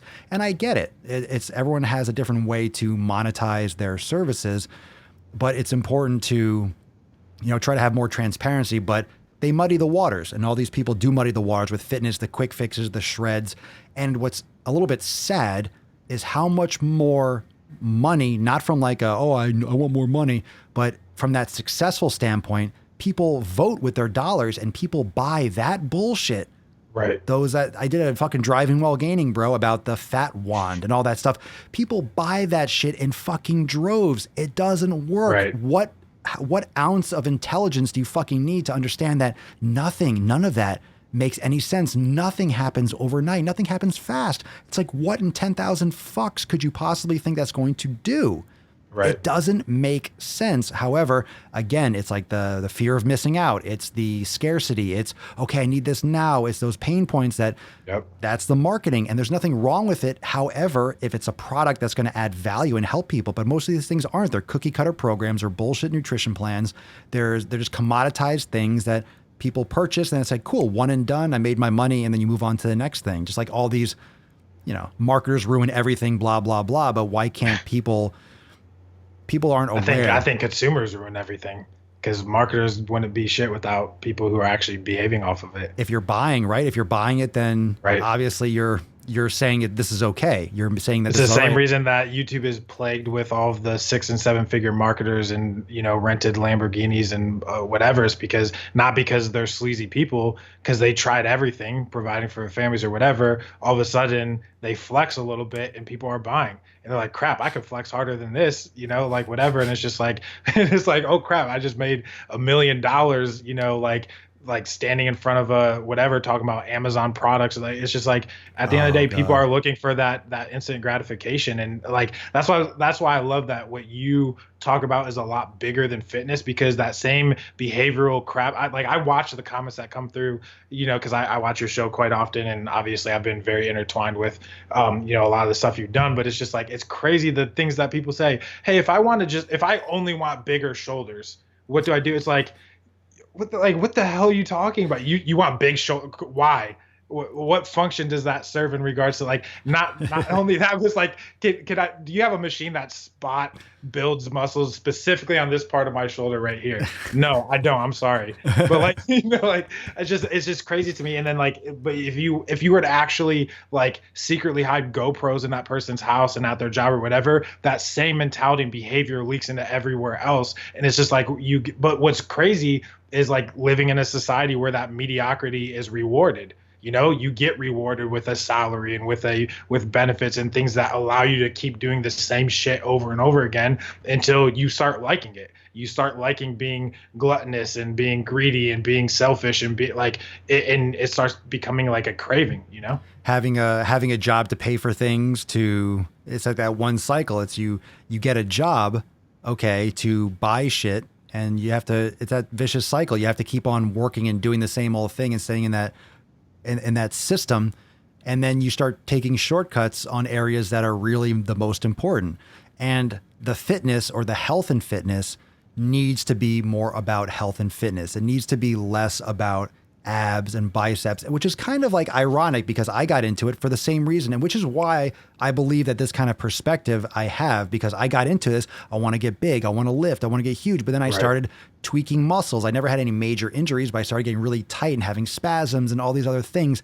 And that's because I wasn't doing yoga. I wasn't doing mobility. I wasn't eating as well as I could. And I went through my own little hero's journey, and I realized how much more important the quality of food was than worrying about counting and all that stuff. So I went back to the drawing board, figured it out, and I feel so much better. And the better I feel, and I was talking about this yesterday with frequency of training versus volume. For me, it's about, okay, what am I exposing my body to? I want to feel good, maybe a little sore, maybe a little tight, oh shit, I worked out. I don't want to be crippled. I want to be mobile. I don't want to be sore my entire life. I've been sore for 20 years.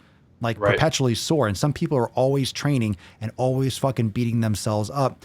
And you're in this fucking fog of trying to chase something that's not valuable. And when you get to, and you have this experience too, if you're chasing abs, like anything else, what happens when you get abs? Are you happy all of a sudden? When you have abs, does everything make sense? Is that the end of the line? Is that something that when you have abs, I've had success. I have abs now. I made it. I got bigger shoulders. Now I don't have to train anymore. Well, you're going to fucking lose those shoulders if you don't. You're going to lose those abs. You're going to lose. So it's what's next. It's just not a valuable goal. It is, but as that should be the side product. That should be the side thing. That should be the accessory that kind of goes along. This would be great if this happens, but I need to pursue this for how I feel more than the physical outcome, because the physical doesn't necessarily mean that I'm healthy, because you see this with bodybuilders and physique people. Extremes. You shouldn't be that low body fat. You shouldn't be that muscular and that big. And you realize that now. What are your thoughts on this? Because I've been doing so much content this recently. What are your thoughts on fat acceptance? What are your thoughts on all this kind of the social issues that are overtaking common sense, science, logic, facts, all this stuff? Because, and its interaction with marketing, with media, with all this information, how do you think that all plays in? Because it's getting bigger, it's getting more momentum. It is, but it's not present necessarily in real life all the time. It's this everything's so fucked up because people don't know what to do with social media. It's like so much so soon. No one knows how to handle it. It's crazy. Yeah, I don't think people even realize how young the internet and social media is. Like, this is the world that we live in. We consume media. We hear messages at scale. Shit goes viral. Whatever message in front of our face, we get to like stuff. They get to learn about us, like whatever. And at the end of the day, it's just like one of those things where it's just like, I think it's phases. I think it's a progression. I think for me, if I'm thinking like, and you almost have to go to like a dark side of your mind. If I'm thinking about how I can continue to exploit this over time, this is just the next phase of the plan, in the sense of like, okay, now if we can, now the older generation is dying off and we've got younger people coming up into purchasing behaviors and buying power and, consuming things or whatever. So as we're indoctrinating them, you have all these different movements or whatever. And I'm not agreeing or disagreeing with any of them, like from like a harsh like F you on this side or F you on this side, but you have to see the strategy or the scheme behind it. At the end of the day, why are we pushing this message at scale? What is it going to do? If this were to actually work, what would happen to the communities and the societies that essentially accept that message or are indoctrinated by that message? And it's like, you have to understand the progression of that. And then if we can get them to do that, what's next? And then what's next? You have to see the progression of where we've come from.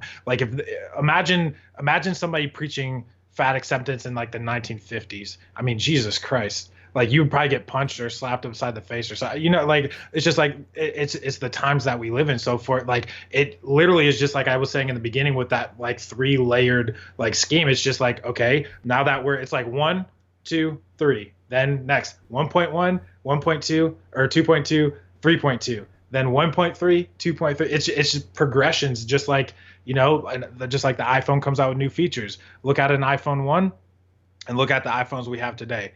Right. So I think for me, and I know that's maybe a little bit like high and lofty, when I think about those movements, like, they never faze me. I don't like look at them and be like, oh my gosh, what are we gonna do? What are our kids gonna do? Like, what if my kid is gonna be fat? What if they're gonna be gay? What if they're gonna be like whatever? I'm just like, okay, like, for me, it's just like, literally, what's truth? What's reality? What's fact? What's the agenda here, and it's not thinking that everything has an agenda, but it's taking stuff at face value and not being so like having squirrel syndrome or like this glamorous, like, oh my gosh, like, she's so right, she's so beautiful in that 5X dress. It's like, Jesus Christ, her boobs are bigger than my right thigh. Like, can you chill? Like, that's not healthy. I think for me too, I also grew up in a world where I saw extremes too, and I don't want to put people's business out there, but I had family members that were, 400 pounds. I had family members that were addicted to stuff. I had family members that had mental issues, like whatever. And it's just like, when you see the extremes, you have to think at some point, like, how did they get there? And I'm, whether I'm 14, 19, 27, 32 or whatever, what behavior am I playing into? And it's just like, the more information we have, the more technology advances, the quicker we are with distribution, the more the more we get softened and what's it called? Like, less sensitive to these messages or whatever. We're going to just like, it's just like a bunch of fish swimming in the same direction. If you saw 75 people running down your street screaming right now, what would you do? You would look in the direction from where they're running and then probably be like, kids, I don't know what the hell's going on, but we got to fucking run with these people, right? It's the same thing. It's watching human behavior and understanding that at some point you have to just like own your own stuff and see, what do I want? I'm not looking to lose 70 pounds. I just want purpose and fulfillment. And if that means that I have to feel healthy but not have a 19 pack, great, because that's not realistic. I think we just have to really realize that. So I know that's not a direct answer, but I just like, it pisses me off to think about fat acceptance, about, like all these different movements or whatever, not because I disagree with them, but because of how blind people are. I'm like, what are your thoughts? Because you have 3 girls, because they're growing up in this world where, I mean, you and I didn't grow up in the world where you had access to all this stuff. And we had the beginnings of it. We had instant messenger, ICQ. We had the beginnings of all this like networking stuff. But I know for me, it really took off in high school, where I had access to instant messenger and you had away messages and you would contact people. And that was like the beginning of it. But you still had to leave it in your room and then go outside and do stuff. You'd be in your room typing. But then when you left, you left. You had to go to in school, my high school, you go to the computer lab. When you left, you didn't have, you weren't carrying around shit with you. So, kids now have phones, all this stuff. Kids are feeling more entitled. kids are feeling more that they should, like, from everything from 8th place trophies to you're in control. Parents are being parented by their children. Like, you don't, not that you should ever hit a child, but you can't even discipline your child anywhere without someone getting in your shit and putting it on Twitter and fucking getting in your business. And it's, the kids are in charge. And that comes from also YouTube and Nickelodeon, where like kids are celebrities, and kids have been celebrities since for fucking like 100 years, but not to this level. And when you have a child who's 8 years old that has millions of subscribers on YouTube, and your child is essentially the breadwinner in your fucking house, it's like this weird dynamic where your children have the leverage. Your children, like kids in classes, are calling the police when their teacher like slams on the desk to be like, and then the kid and the teacher has to fucking go on leave. And it's like, you can't, what are they supposed to do? There's like, that's the worst job that I can imagine, by the way, is to be a teacher nowadays.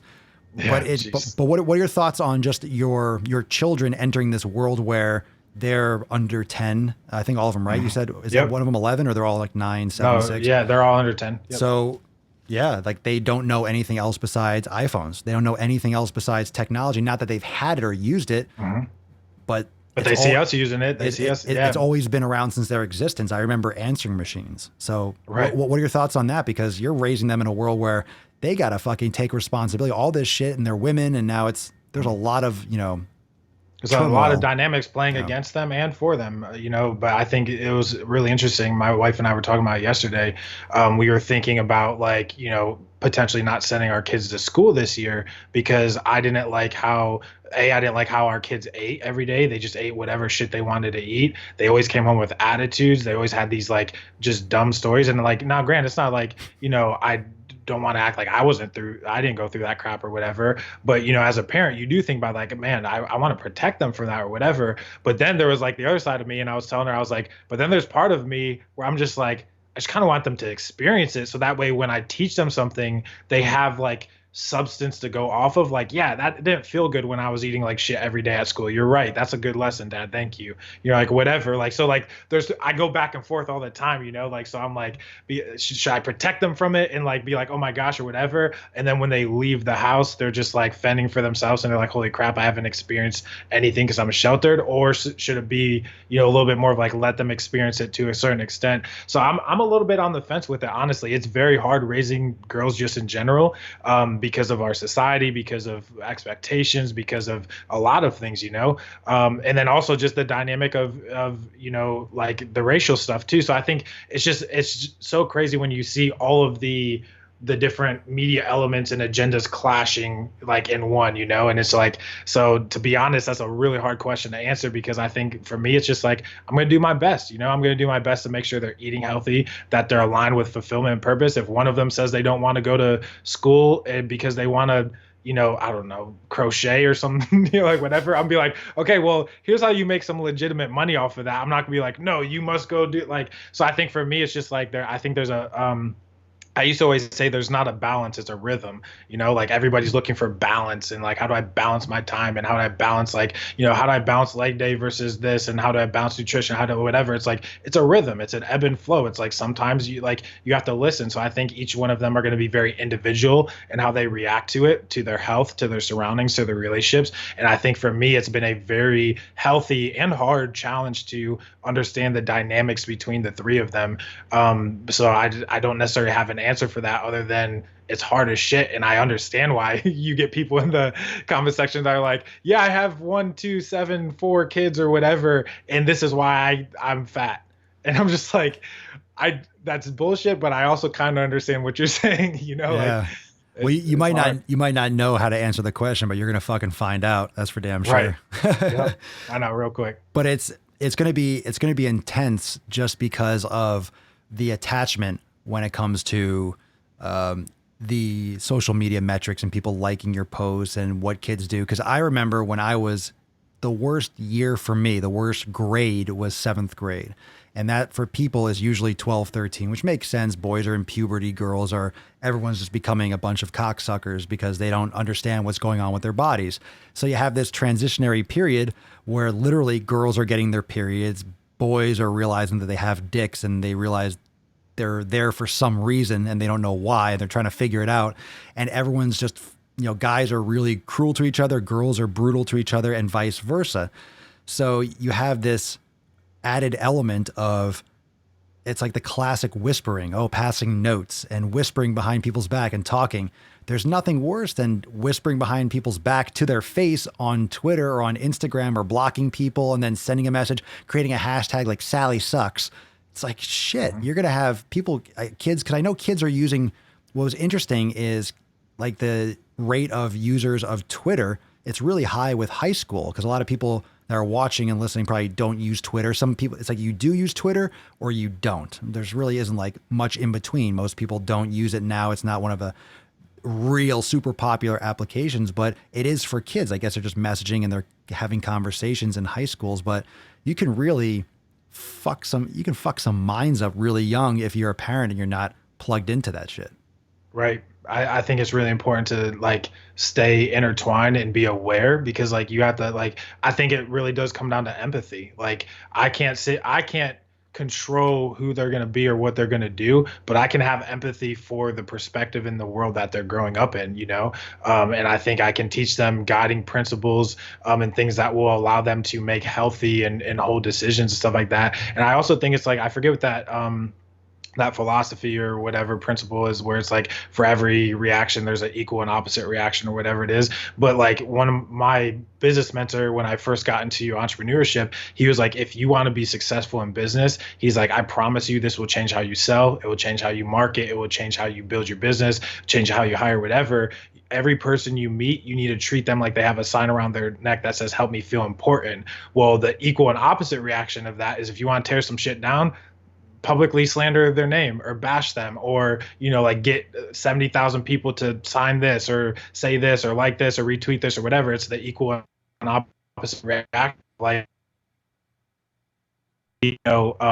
equally tear somebody down as fast as you can build them up. So I think it's just a very interesting time, and I think the word I keep getting is like almost like enlightened. If I can just keep them enlightened about what it is, like and very like neutrally enlightened about things, then they're going to make their own decisions no matter what. I don't have to control them, but they will appreciate the fact that I had empathy and I enlightened them to their ability to make those decisions, and I think for me, it was really cool that like, no, I didn't always get health right and I didn't always get fitness right or whatever, but I'm making that decision now, and I have time to do that now, When you have a family unit like you do, this is an important issue, because if we want to make a change, if we want to change how people look at social media, anyone, this is just for anyone in general, if you want to change how people eat and consume, it's one thing to try to work with someone who's like 30, 40, 50 years old, but it really starts with those 30, 40, 50-year-olds talking, teaching, educating their children. I don't think there's any other way. Right. And I think there's a little bit of an illusion or a disillusion with a lot of people, not even necessarily myself, but that anything is really going to happen drastically in our generation. Like in our lifetime, it's going to get much worse. It's going to progress a lot more, because it's going to take a couple hundred years for this kind of stuff to filter through and to shift. So we're having a lot of crazy shifts in a short period of time because of social media. There's this whole virtual culture that is universal. There isn't boundaries online. You can just talk to anyone in any country. A lot of people here are watching from Australia and from Europe and California. People from all over the country and the world are listening and watching this podcast now, listening later, and all sorts of shit. So we have this universal conversation, and it doesn't start with, it starts with us, but it starts with the fucking kids. And if you're feeding, especially when it comes back, bringing it back to health, bringing it back to responsibility, it's the adults. But it's hard to get adults to take responsibility, because you're an old dog, teaching an old dog new tricks. People don't want to admit when they're wrong. And this is where we have this rift, because you and I are one of these, we're the type of person that is always learning. If something can be, like before, when I was dealing with the audio issues, I'm like, no, this app is fantastic. I'm a fucking idiot. There's something that I'm not doing that's wrong. And I knew it. There's no way that this is the way it's supposed to work. And of course I figured out, I figured it out, because I didn't know. I didn't have the knowledge. But the more that you learn about marketing, the more that you learn about fitness and about life, because having children, I can only imagine how that educates you real fucking quick. The more you learn, the more you realize, oh, I don't know jack shit, and no one else does either. And it's when the more I talk about fitness, and I have a degree, education, certifications, I've held all that top shit and fucking taught trainer, all that stuff that I've done. All that stuff that I know, all the experience that I have, and the more that I constantly learn from kind of hearing myself talk, a lot of what has happened over the past almost 1,200 episodes is me kind of working through my own awareness of fitness and health. The more I talk about it, the more I realize, what the fuck do I know? Or what the fuck does anyone know? The more you go through and you see other people talking, like, oh, no one knows what the fuck is going on. And it's scary, man. It's scary because people they're not open. They feel like, oh, that word is correct, or this is the way to do it. Let me follow that. It's not that black and white, cut and dry. And there aren't answers that this way of eating is better, this way of training is better, this way of living is better. It's subjective as fuck. And that goes into the rabbit hole of quantum mechanics and consciousness. And it goes down those all rabbit holes of like what you feel and how I feel. And we all have 24 hours, we think. Who knows? Maybe some people have 24 and a half and we just don't realize that they do, and they actually get like Elon Musk has 26 hours or something. So I don't know. It's crazy how perception and what we have to get out of our own heads, but also realize that it's okay to not have all the answers, and you have to keep on learning and realize when you're wrong so you can improve. Yeah, I think that's a really huge point too, because I think the biggest thing is like, along with like feeling important and understanding and learning whatever, it's just like people also are scared of what people will think of them too. And this was really like highlighted because even if you want to make the decision as an adult, and I saw somebody in the comments say that adults are not responsible. I agree. But it's just like, you don't want to make the change, not because you don't like, if you ask any person with half a brain, hey, do you want to be healthy? Like just that question, not like, do you want abs? Do you want like, they'd be like, of course. Do you want to live long?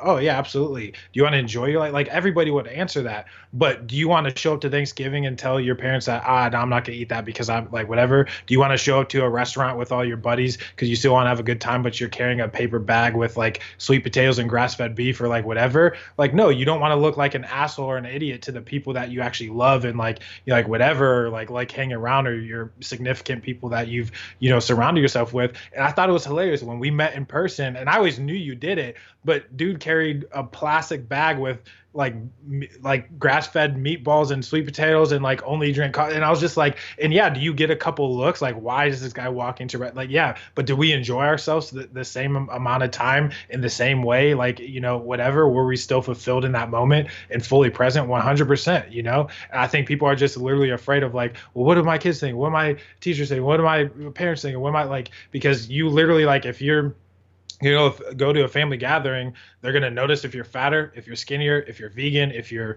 like whatever. And it's just like, I really don't think people like having those hard conversations at all. So I think it's a added layer of just like, caring more about what people think than what you actually know is right, Caring what other people think is a huge thing, especially when it comes to nutrition, because if you are the patriarch or the matriarch, the father, the mother, if you are around other people, whether it's coworkers too, and family and friends, when you're trying to change and improve, people don't usually give a lot of pushback. They give a lot of negativity because they see your actions and your progressive way of trying to be proactive with your health. They see that and see it as a mirror reflection of what they aren't doing. They take it as an insecurity and they lash out like, oh, it's just one, or what are you going to do? Lose all this weight? What are you, a bodybuilder now? And oh, you're bringing your meals everywhere. Come on, just take one slice, have one piece, have one this. And people take that personally, and it affects a lot of people from sticking to their shit because we're social creatures. We want to be accepted. We don't want to have pushback. We want to be accepted in the tribe. Whereas one of the benefits of social media is that you can find a tribe online. It could be good or bad. You can find people that can support you just like we do here. It's a place where you can come and be like, all right, well, I don't have to deal with the masses of people that are just being lazy fucking fat shits. I can actually surround myself, at least in my brain and in my ear holes, with people that are taking their fitness and health and being proactive with their longevity seriously. And it's lacking in a lot of people's personal lives, which is one of the benefits of social media, which leads me to I guess the final, not final question, but like another topic, what do you think? And I asked a bunch of the guests I've been on recently, what do you think is the general, I guess, the net result of social media? Do you think it's a net positive or is it a negative? Do you think it's neutral? Like, what's your opinion on how much it has either helped or hurt, or the state of the swole, the state of the union in terms of what we've just been talking about? Honestly, my favorite perspective on this is Gary Vee's. He always says it's exposing us. And I think what's interesting about that concept is because before I even learned about anything on social media, any internet marketers, any gurus, any fitness experts, or like whatever it was, I always had this, like, I'm a people watcher. I'm sort of like an investigative thinker. I'm a homebody. Like I stay in my mind a lot or whatever. And I would watch people go through like hard shit in life or whatever. So like, I have family or friends, or I'd see people that I know or whatever holding grudges for shit they can't even remember, and like whatever it was. And I was just like, what was it about that hard moment, that financial thing, that fitness thing, that health problem or whatever, that like all of a sudden you're an asshole or you're being, like whatever. It's like, no, like you were always an asshole. It's just like you were good at hiding it. I think social media is and just the internet in general, just really, like, I talk about it with my wife and my friends a lot. It's just like, it really does show how good people are. Like I said, the equal and opposite reaction. It shows equally how good people are and equally how shitty people are. Like the shitty ones show their shittiness and the good ones show how, good they are, or whatever. And I think it's just an accelerator, if anything, which is a very healthy and dangerous thing, but it's the same principle in business. Like, everybody wants to grow in business, but there's a thing that they call death by scaling. You can actually scale too fast and kill your business, because between time, people, resources, all that kind of stuff, whatever. So I think that it's not necessarily the channel or the vehicle of communication of social media and the internet or whatever. I actually think it's a speed thing. Like the fact that these movements are taking off so fast, and people are like, if you took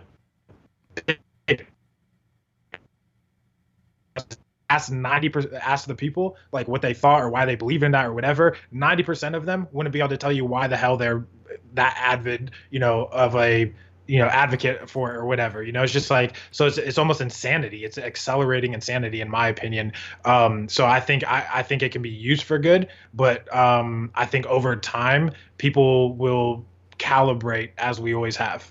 I agree with the whole exposure aspect of it, because it's just another way to communicate, whether it's newspaper, whether it's telephone, whether it's television. Only now we're having the television in our hands so we can communicate. And what's crazy, and I keep on bringing this up, it's nuts, the fact that I can live stream on not just multiple platforms and places, but people are watching this on their phone, watching this on their TV.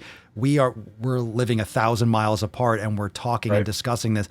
Like, the technology is insane, but it's a lot of power too. And people that have large, massive followings disrespect that quite often. They go for the quick buck. They try to make that short change and that short-term sprint in order to profit now, in order to benefit now. And the interesting thing with where social media has come and where it's going from when we started having conversations, when we started becoming friends 3 years ago, that was when Snapchat was out, I think, for a couple years. It was like really kind of like fringe. And then it blew up. And then of course, Instagram said, no, we're just going to take that and make a Snapchat in Instagram with IG stories. We were talking about it when that first came out. We were talking how a lot of fucking jabronis are going to get exposed, because now you're going to hear people talk they never heard talk before. People are going to go live that have never gone live before. And you're like, wow, this person really doesn't know what they're talking about, because they can't even make a full sentence. So it exposes people because you have more exposure. People are looking at you and listening to you and watching you from different aspects, and they don't have the necessarily pre-filtered pictures on Instagram or the pre-edited videos on YouTube, which is why I like to go live, because you can't edit this. This is fucking raw, fresh. This is who you are. This is who I am. We're talking, having conversation. If I say fuck, people hear me say fuck. So earmuffs, everyone. But that's what happens when it's live. So I feel like that's a lost art, which I really enjoy. And it's one of those things that builds trust when you show who you are and you show your relatability and you connect with people, which is why I like live. I like reading the fucking comments. I like, looking and see what Nicholas wrote or Jessica wrote, because people are fucking watching. people are watching, people are engaging. So if you use the technology for good, if you use the technology for a proper message, I think that's why, or that's one of the reasons why Swolenormous and the Daily Swole has become successful and will continue to be so, because it stands out more like an anomaly, just in a world where people are just looking to take a lot of shit and not provide any value. Everyone wants something. Everyone wants to try to hit and run. And it's kind of like, I think people are just fucking tired of it. People are tired of bullshit. I'm like, what the content that I make is mind blowing. We talk about it all the time. Like, holy shit, how do people like this? How do I not get more than like 7 dislikes on a video where I'm talking about like fucking like fisting people and just ridiculous shit in the fucking car, driving while gaining? People are tired of politically correct nonsense. So it's the stuff that stands out, even though there's a lot of noise, because you and myself, we could have both easily been like, all right, there's enough marketers in the industry. There's enough fitness people. Like, why would I make content? There's so many people making fitness stuff. There's so many people doing demos, so many people doing videos. Like, how am I going to add value? It's because it becomes the noise. People start to sync up together and everyone starts to act the same, which actually leaves, in my opinion, more space to come in, because everyone kind of neutralizes. People start to make all YouTube videos kind of similar. People start to make all sorts of pictures similar, just like Gymshark girls or photographers. Everyone kind of sees what works. So then everyone's trying to one up each other. And we're talking before the podcast that it's more important to be different than it is to be than it is to be better. So it's better to be different than to be better, and not try to like over market and over sling shit better than the last person. Is to actually separate yourself by, in this case, providing some actual fucking value. Right. And I think the interesting part about what you just said about people starting to look similar and act similar and create the same content or whatever, and then you being able to stand out and all that, and people being, sick and tired of the facades and the fake and all that kind of stuff, whatever. One thing that I think we've had a lot of conversations about this is people always think, like, you always hear different generational conversations and stuff like that, where it's like, well, back in my day, or like, well, you don't understand me because I'm young and you're like, whatever. And it's like, and I know not everybody's like, like religious, you believe in whatever, but there's a verse that I used to always, I loved. It just says, there's nothing new under the sun. And I took it as a principle of life, because like what you were saying earlier about, dang it, what did you say about like, oh, is it like social media, net positive or whatever? It's like, it's no different than like, okay, so 4,000 years ago, if I was carrying around a sword and a legion behind me or whatever, I can show up to the next kingdom and I can break bread, or I can kill them all and conquer their kingdom. Like, humans haven't changed. Like, back then there was your 400-pound fat person who only ate grapes and drank wine out of vats, and then you had your warrior who trained every day and was a conqueror. Like, it's nothing new. It's just new tools, new communication channels, new ways to work out, new access to information. And so, like, so I think for me, it's just like, it's nothing new. It's just an evolution of like that version of behavior. So I think for me, people are going, I don't think people are, I don't think enough people, and I wish they were, I don't think enough people are willing to authentically be themselves. And I think we're literally tricking people into believing that being like everybody else is authentic. Like, and I think it's a very, very dangerous game to play. And people are voting with their likes. People are voting with their shares. People are voting for with their subscribers. And I noticed that, especially when people say, "Oh, you've earned my." People started saying that within the last couple of years when they subscribe, like, "Oh, you've earned my sub." It's like it's like you're giving someone, because essentially you are giving someone something, especially when they have like the running ads and stuff. And I notice in the comments sometimes it's someone said, "I love your videos so much, I watch the ads for you," because people are aware. People are getting savvy. They know that when you watch the ads and how much of the ads you watch, the ad spend and the AdSense and stuff like that, which is, it's great because it helps, rising tides raise all ships. If you like the content creator, it behooves them to have benefits from their channel, and YouTube promotes it more and such.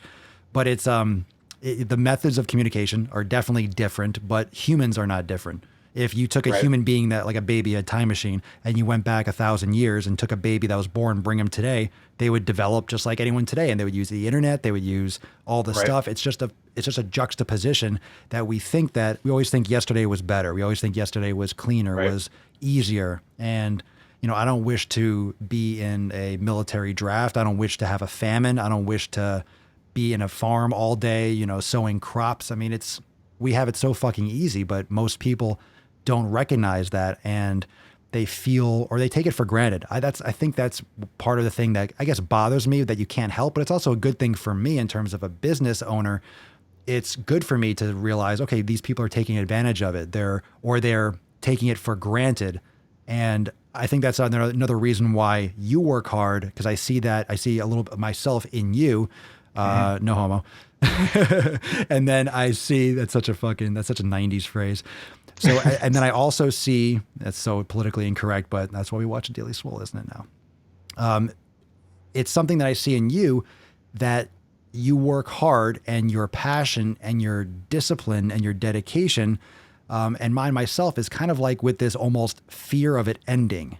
It's like its own type of fear, this fear that it's just gonna, like the power is gonna go out. Like I have to make sure that these videos are all up because if it's not up, everyone's going to know. Like I hold myself to this high standard, as do you, for output and shit like that, because I remember not having this. I remember not having the platform. I remember what it was like to have 5,000 subscribers. Fuck, how many podcasts did I do where I had one, you have the little eye thing in the top.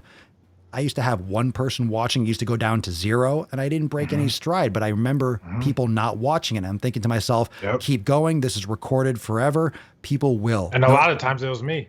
Yeah, right. No one's watching this, but they will. No one's watching these videos. Sure. How many YouTube videos did I upload that no one ever fucking saw, that all of a sudden when my channel got some traction, people are going back like, hey, I'm binge watching. Like we always talked about, people are going to go back and watch all your content because they're going to be into your brand and go check that out. So I never stopped uploading regularly and lots of content on every platform. It's just looking back on it like, oh my God, that's what it takes when you just don't see any fucking light, when there's just darkness and you're just doing it. It's like you have to just keep on doing it. And it's really relates to all aspects of life and to any kind of progress, when you realize, oh, that's what it is. You just have to go and work and push and keep your head down.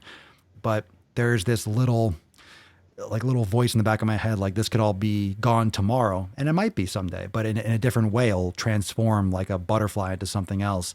But we're super fucking fortunate. Yeah. We're super fortunate just with technology, with health, with family.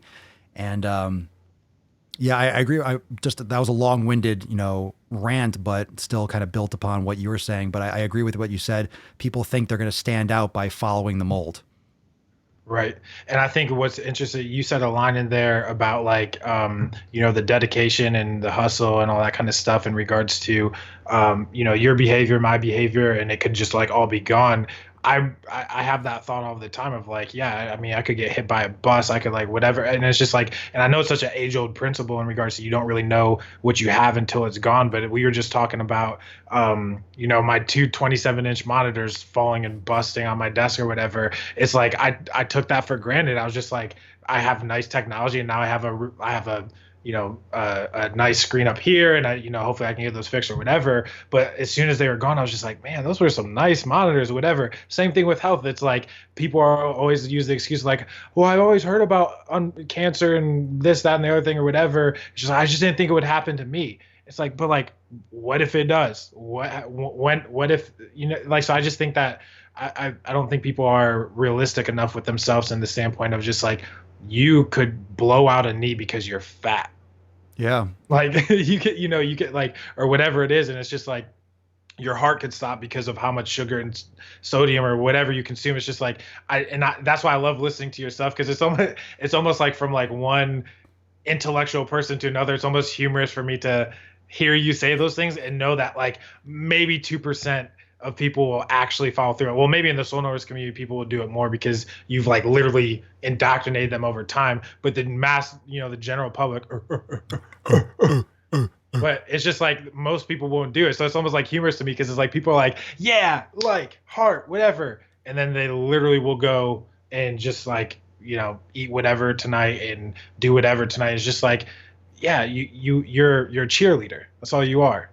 A drone, a cheerleader. So I think it's very interesting that like there's a very real scenario where you wake up tomorrow and it's not there. So like do something about it.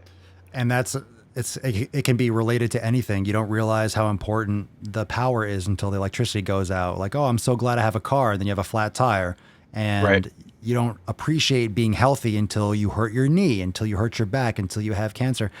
And it doesn't mean that even if you pay attention and you focus on these things and you do your best to, I guess, maintain your health, it doesn't mean that shit might go sideways. You can't protect yourself from everything, but you can at least be conscious of your efforts and not let it fall into someone else's hands. So like going back to the supermarket, just by buying whatever food is on the shelf, you're allowing them to decide what you put in your body. Like, and they don't Right. care.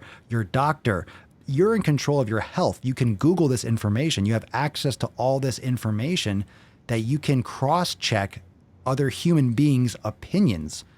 Like there's facts and there's reality and there's opinions, but people have to take that initiative to understand that you are in control of your health. You can make better decisions. The choices that you make today are going to be a large component of what your results are tomorrow. You don't just build muscle overnight. It's a system, or it's a progression of consistent actions built in habits over a long period of time.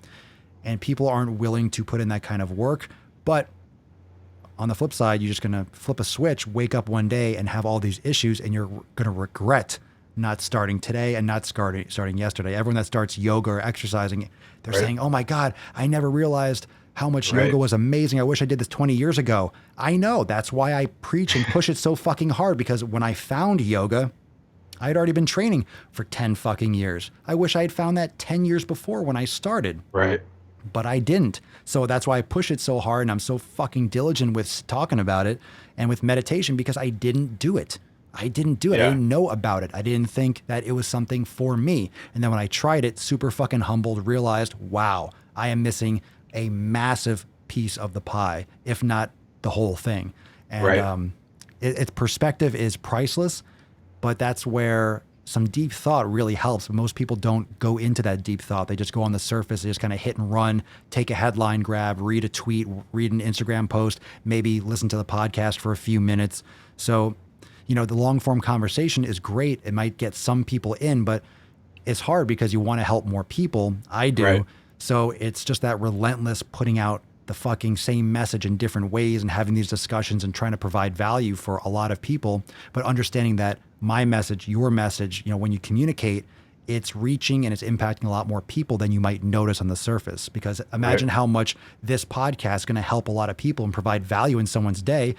It's a lot more than just the people that are watching live. Thousands of people are going to download it. A lot of people are going to watch the stream later on Facebook, on YouTube, on Twitch, like people are going to watch it. Like, it's helping. It has a lot of, and then maybe they have an idea and they encourage their mother to start losing weight, or their wife. You're like, you know what? I heard that whole rant and that whole segment about kids. We need to fucking get our shit together because we don't want our kids, blah, blah. So, and then their kids are going to start eating healthier. And then when they grow up, they're going to be like, I don't want that soda, Becky. And then they grow up and they do the same thing with they remember their parents fed them healthy.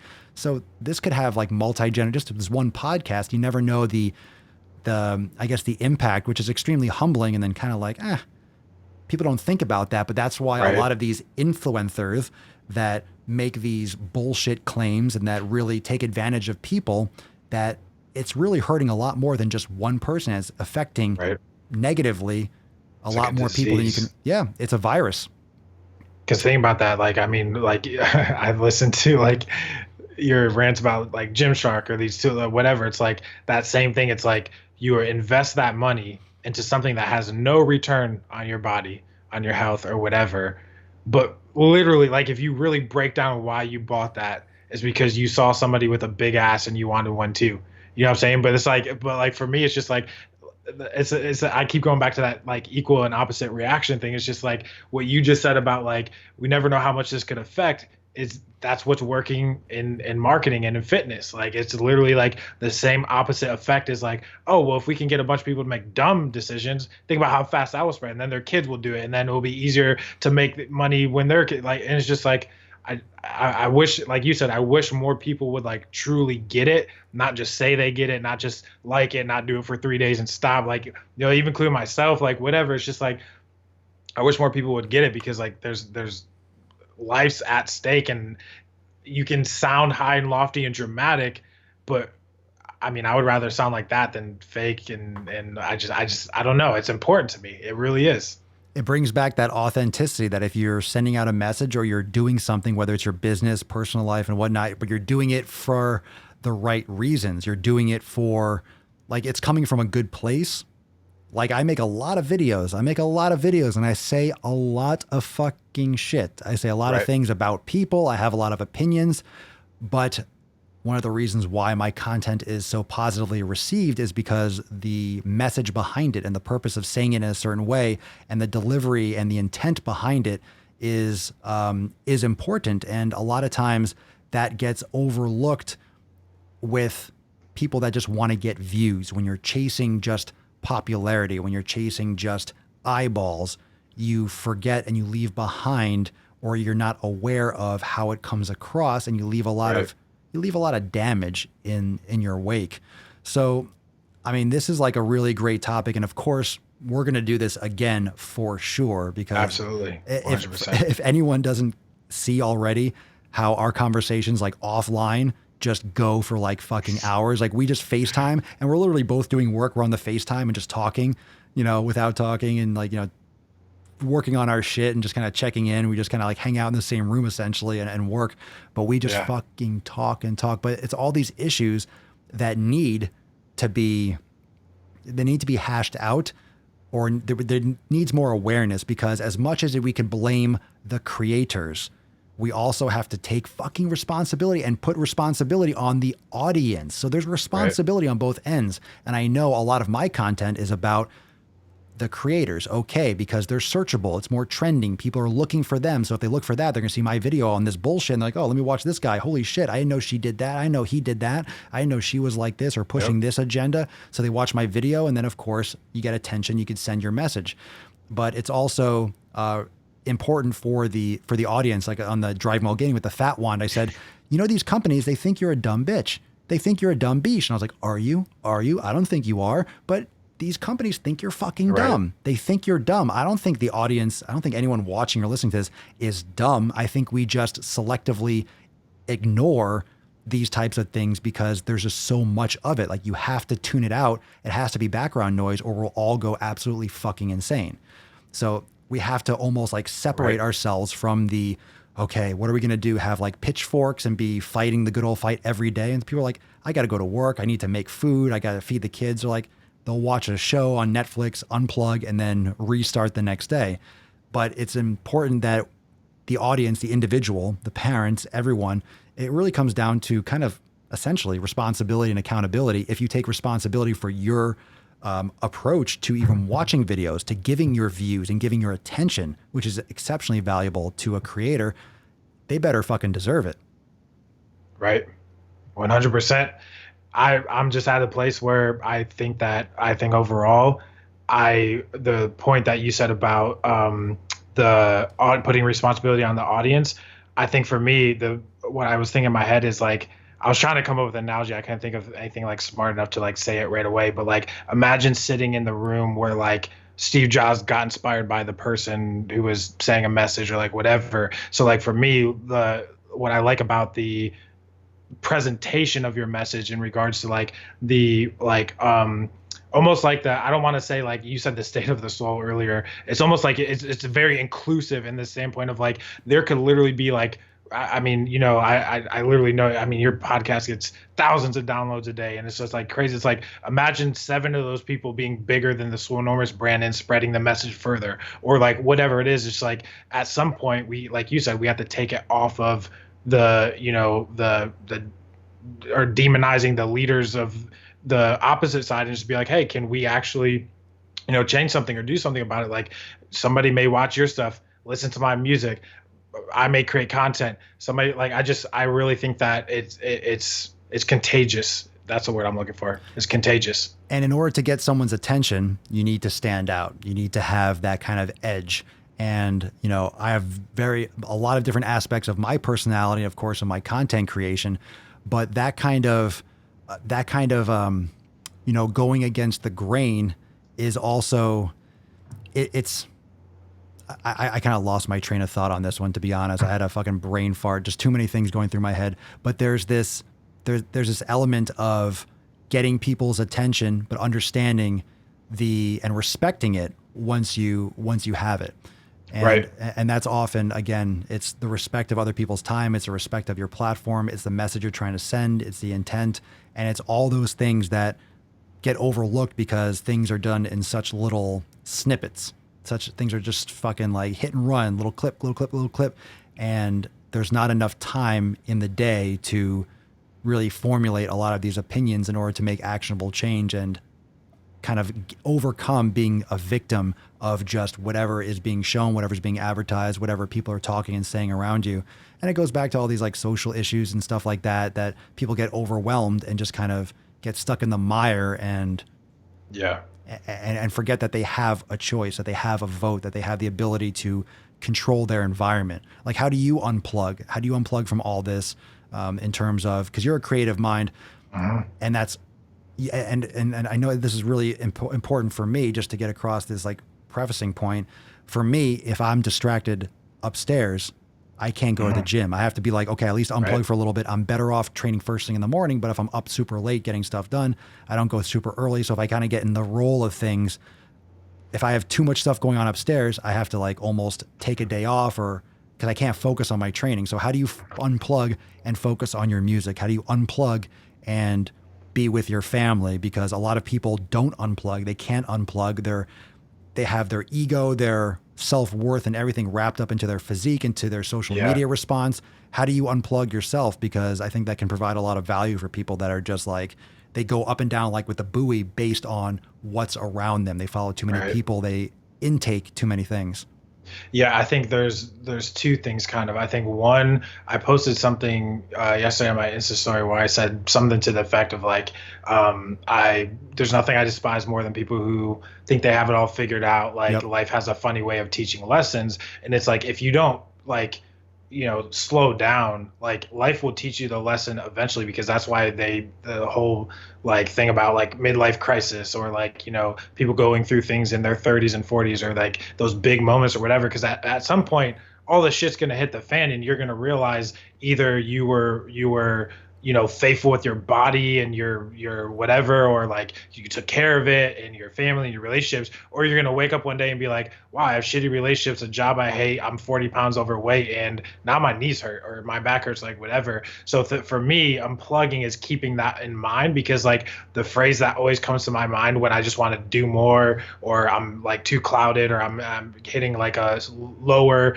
like depressive or anxiety type spell or whatever, is just like the shit I think is going to be important is all going to be here tomorrow. Short of me dying, like it's all going to be here tomorrow. And one of my old bosses actually used to say that to me. I didn't like him, but I thought this was a good principle, is like I was a workhorse, and like he was really adamant about like not working past 5. I'd be like, oh, but it's just like this one more thing. He'd be like, hey, it's all going to be here tomorrow.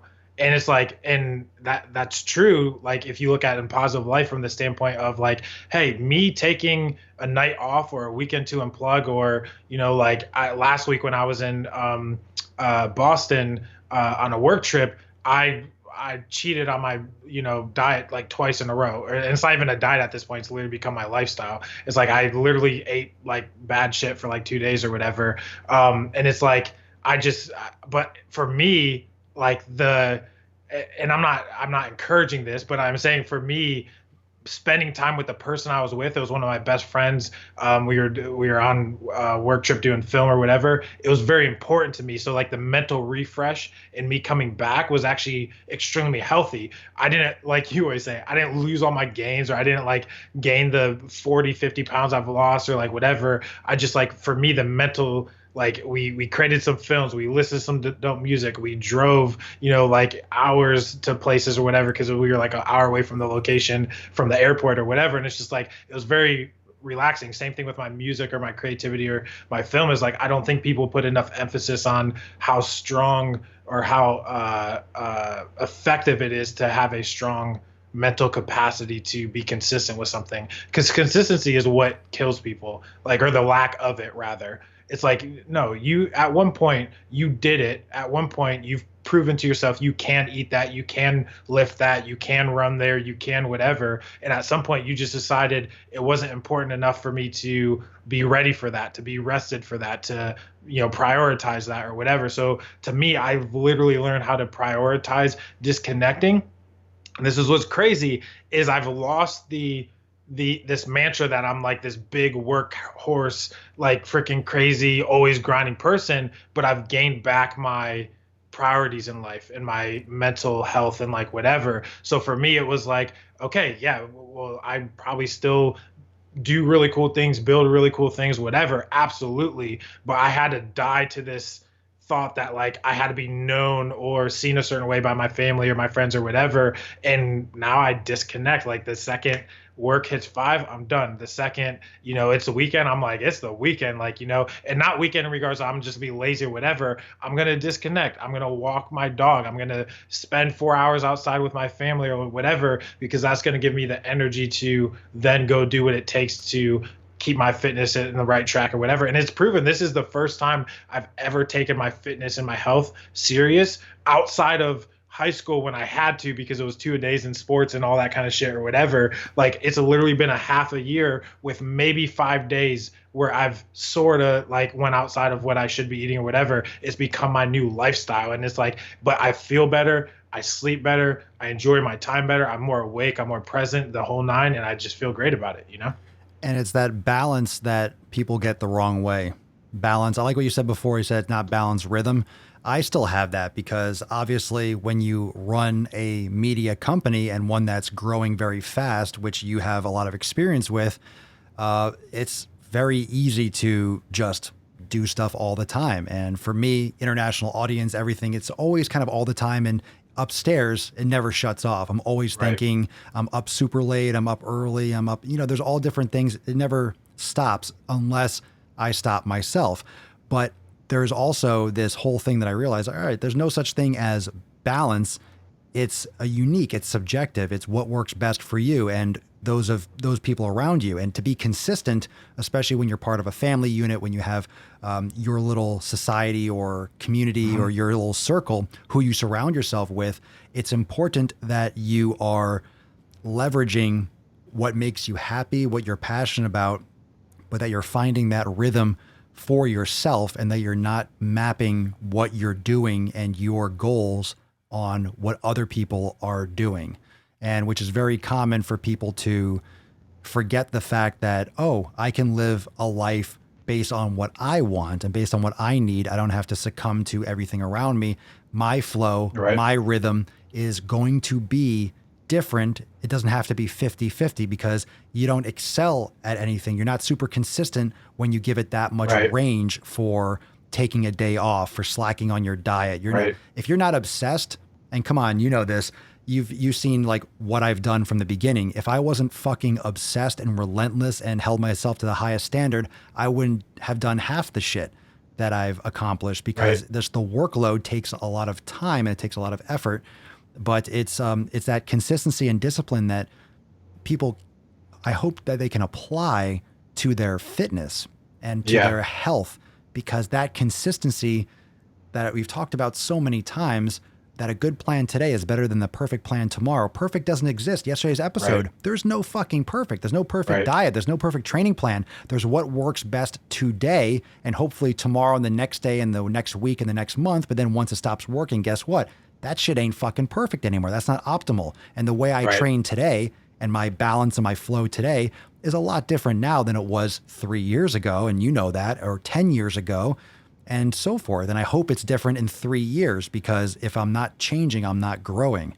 And that's, you can't get stuck in a rut. You have to be different. You have to adapt your message. You have to adjust and go with the tides, but maintain your own rhythm for you, not for anyone else. Yeah. And what's interesting about that too is like, I think your future version of yourself is going to thank the all in and the consistency of that, which is, it can be kind of cliche if you follow a bunch of motivational crap on social media or whatever. But I literally, the thing that keeps me going is thinking back to December when I made the decision, like coming back from that Christmas trip, to eat healthy and to change my nutrition and not to diet and not to like want abs and like whatever and not to count like all the things that you teach or whatever. And it's like the version of me now is extremely thankful for that because like I feel great, like everything I've been saying or whatever. But now my mindset is like, well, dang, like what is December's version gonna thank July's version of me for doing? So it's very similar to that concept they say in business where it's like, don't try to be everything to everyone, don't try to be something to everyone, be everything to someone. So it's the same thing with like, don't try to do all of the things like in the sense of, oh, I'm gonna have perfect relationships and I'm gonna work out 7 days a week, I'm gonna like eat this or like whatever, because you're a human. You're gonna kill yourself mentally from the standpoint of like the second you fail, you're gonna internalize it, personalize it, like whatever. So for me, literally changing, like in my head, it was always before like, oh, if I could just get my ass to the gym, just wake up and stop being a bitch and get yourself to the gym or whatever, is going to work. And every time it never failed, I would stop because my nutrition was not right. So it didn't matter. Any progress I did make, I would lose. It wasn't as much progress I wanted to, but I changed my nutrition.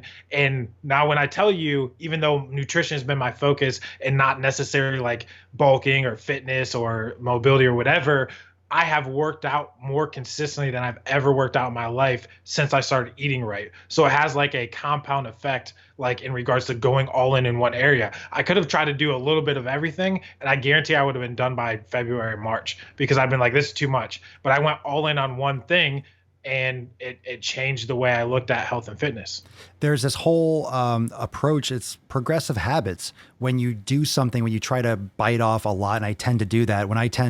You remember when I'm going to start vlogging. What do I have to do? I can't vlog once a week. I vlog fucking every day, and I'll do that for a little bit. And like, I just can't maintain that. I always go in fucking deep and try to get it all done. But it's about doing that thing or getting rid of that one thing that's absolutely guaranteed. Like, okay, every time I come in to the room, I'm going to pick up one thing off the ground and organize one thing every day. So that creates a habit, and you get into that kind of flow of being more aware, but something that you can easily do every day or easily cut out. And you add that and you just kind of chip away one thing at a time. People generally, okay, I'm going to get into fitness, or I'm going to get into X, Y, and Z, or I'm going to start a business. And they fucking try to go and do everything. They try to do 6 days a week. They train like an athlete. They train like a professional. You're a beginner. You shouldn't be training 6 days a week like that. You shouldn't be trying to get all your results in one short period of time. But there's that human first world problem. I want things today. I want things yesterday. It's not Amazon Prime. I don't want to wait for it. I want a shortcut. I want to buy this piece of equipment, this pill, this powder, and all that kind of stuff. So there's definitely that aspect of, you have to be aware, self-aware. You have to be aware of that. Right. Yeah, I think that's extremely important.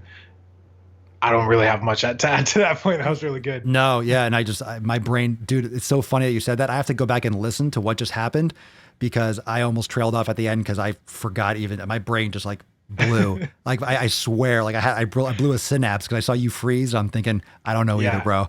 I'm thinking that happened like a few minutes ago, and the thing like it paused too. And then like when you passed it to me, I was just like, wait a second, what's going on? Yeah, because like we're getting into such like deep shit, and eventually like my brain just kind of like, turns into mush. So I think like right there is probably a good place to start wrapping this up. But of course we're gonna do this again. We'll talk for a few minutes after we get off here.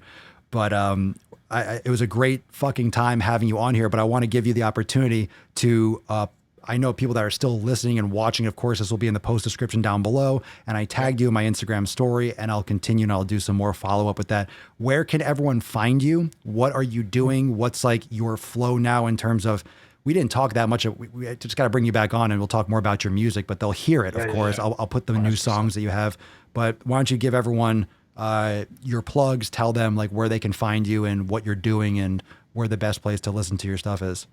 Yeah, All Hail King Darius on Instagram, and then Spotify for the music. Obviously, Apple Music if you have that, or iTunes if you feel like supporting with a purchase or whatever. And yeah, so for me, I'm just what I have going on right now is I used to run a marketing and media company that was like client services or whatever, and it just became unfulfilling and something that was not healthy for me in the long run. So I've always been an entrepreneur ever since I got married, almost 9 years ago now. And so what I've just in this process of transitioning or whatever, what I'm doing now is I'm building a music and entertainment company, essentially. So obviously I'm doing a lot of artist stuff. I produce music. I do lyrical performances. I'm really into film and editing. I have a lot of very creative friends. I have a lot of, obviously one of them, I'm on his podcast right now. And so I have a record label that I just started, actually coincidentally called Gorilla Gang Records. And then the house, essentially very similar to like Swole Enormous being the global hub. My global hub is called Sacred Global, and it's essentially going to be a global entertainment company. And I'm going to build that up, and it's going to be centered around the things that I love: music, film, entertainment, things that bring people joy, entertainment, escapism, fulfillment, all that kind of stuff. So I'm a goofy dude. I'm a funny dude, a lot of dynamics, whatever, but all hail King Darius. I appreciate the love on the music. Swole Enormous fam is hella strong. I mean, I'm talking like literally thousands and thousands of plays every single month. And it's going to be crazy because I don't think once it really does blow up and then I'm putting other people on or whatever, it will have always started with the Swole fam. So. Hell yeah, man. We'll talk for a few minutes after, so stay on the line. And I want to say thank you again for your time and for dropping some sick fucking beats that the entire Swole Enormous fam enjoys every single day. So thank you so much, bro. I appreciate your time. Let's get a couple grunts on this. Go. And if you think this is like a rare occasion, this is literally like 75% of what happens. Surprised like, that was the first time we did that. That was a good one though. We ended with the fire. So I'm gonna wrap this up. So thank you, bro, and I'll close this out in a second. So thank you everyone for joining me for episode 1176 of the most muscular Swolecast, Beercast, Broadcast, Gamecast, Mancast, Pimpcast, Sleevescast, and Slaycast in the realm. Because when I flex, you flex, we all flex our biceps. I'll see everyone tomorrow for Saturday's episode 1177 of the Daily Sleaze. Peace, McGee's fam. Deuce Magoose, ya boy, Papa Swolio. Out.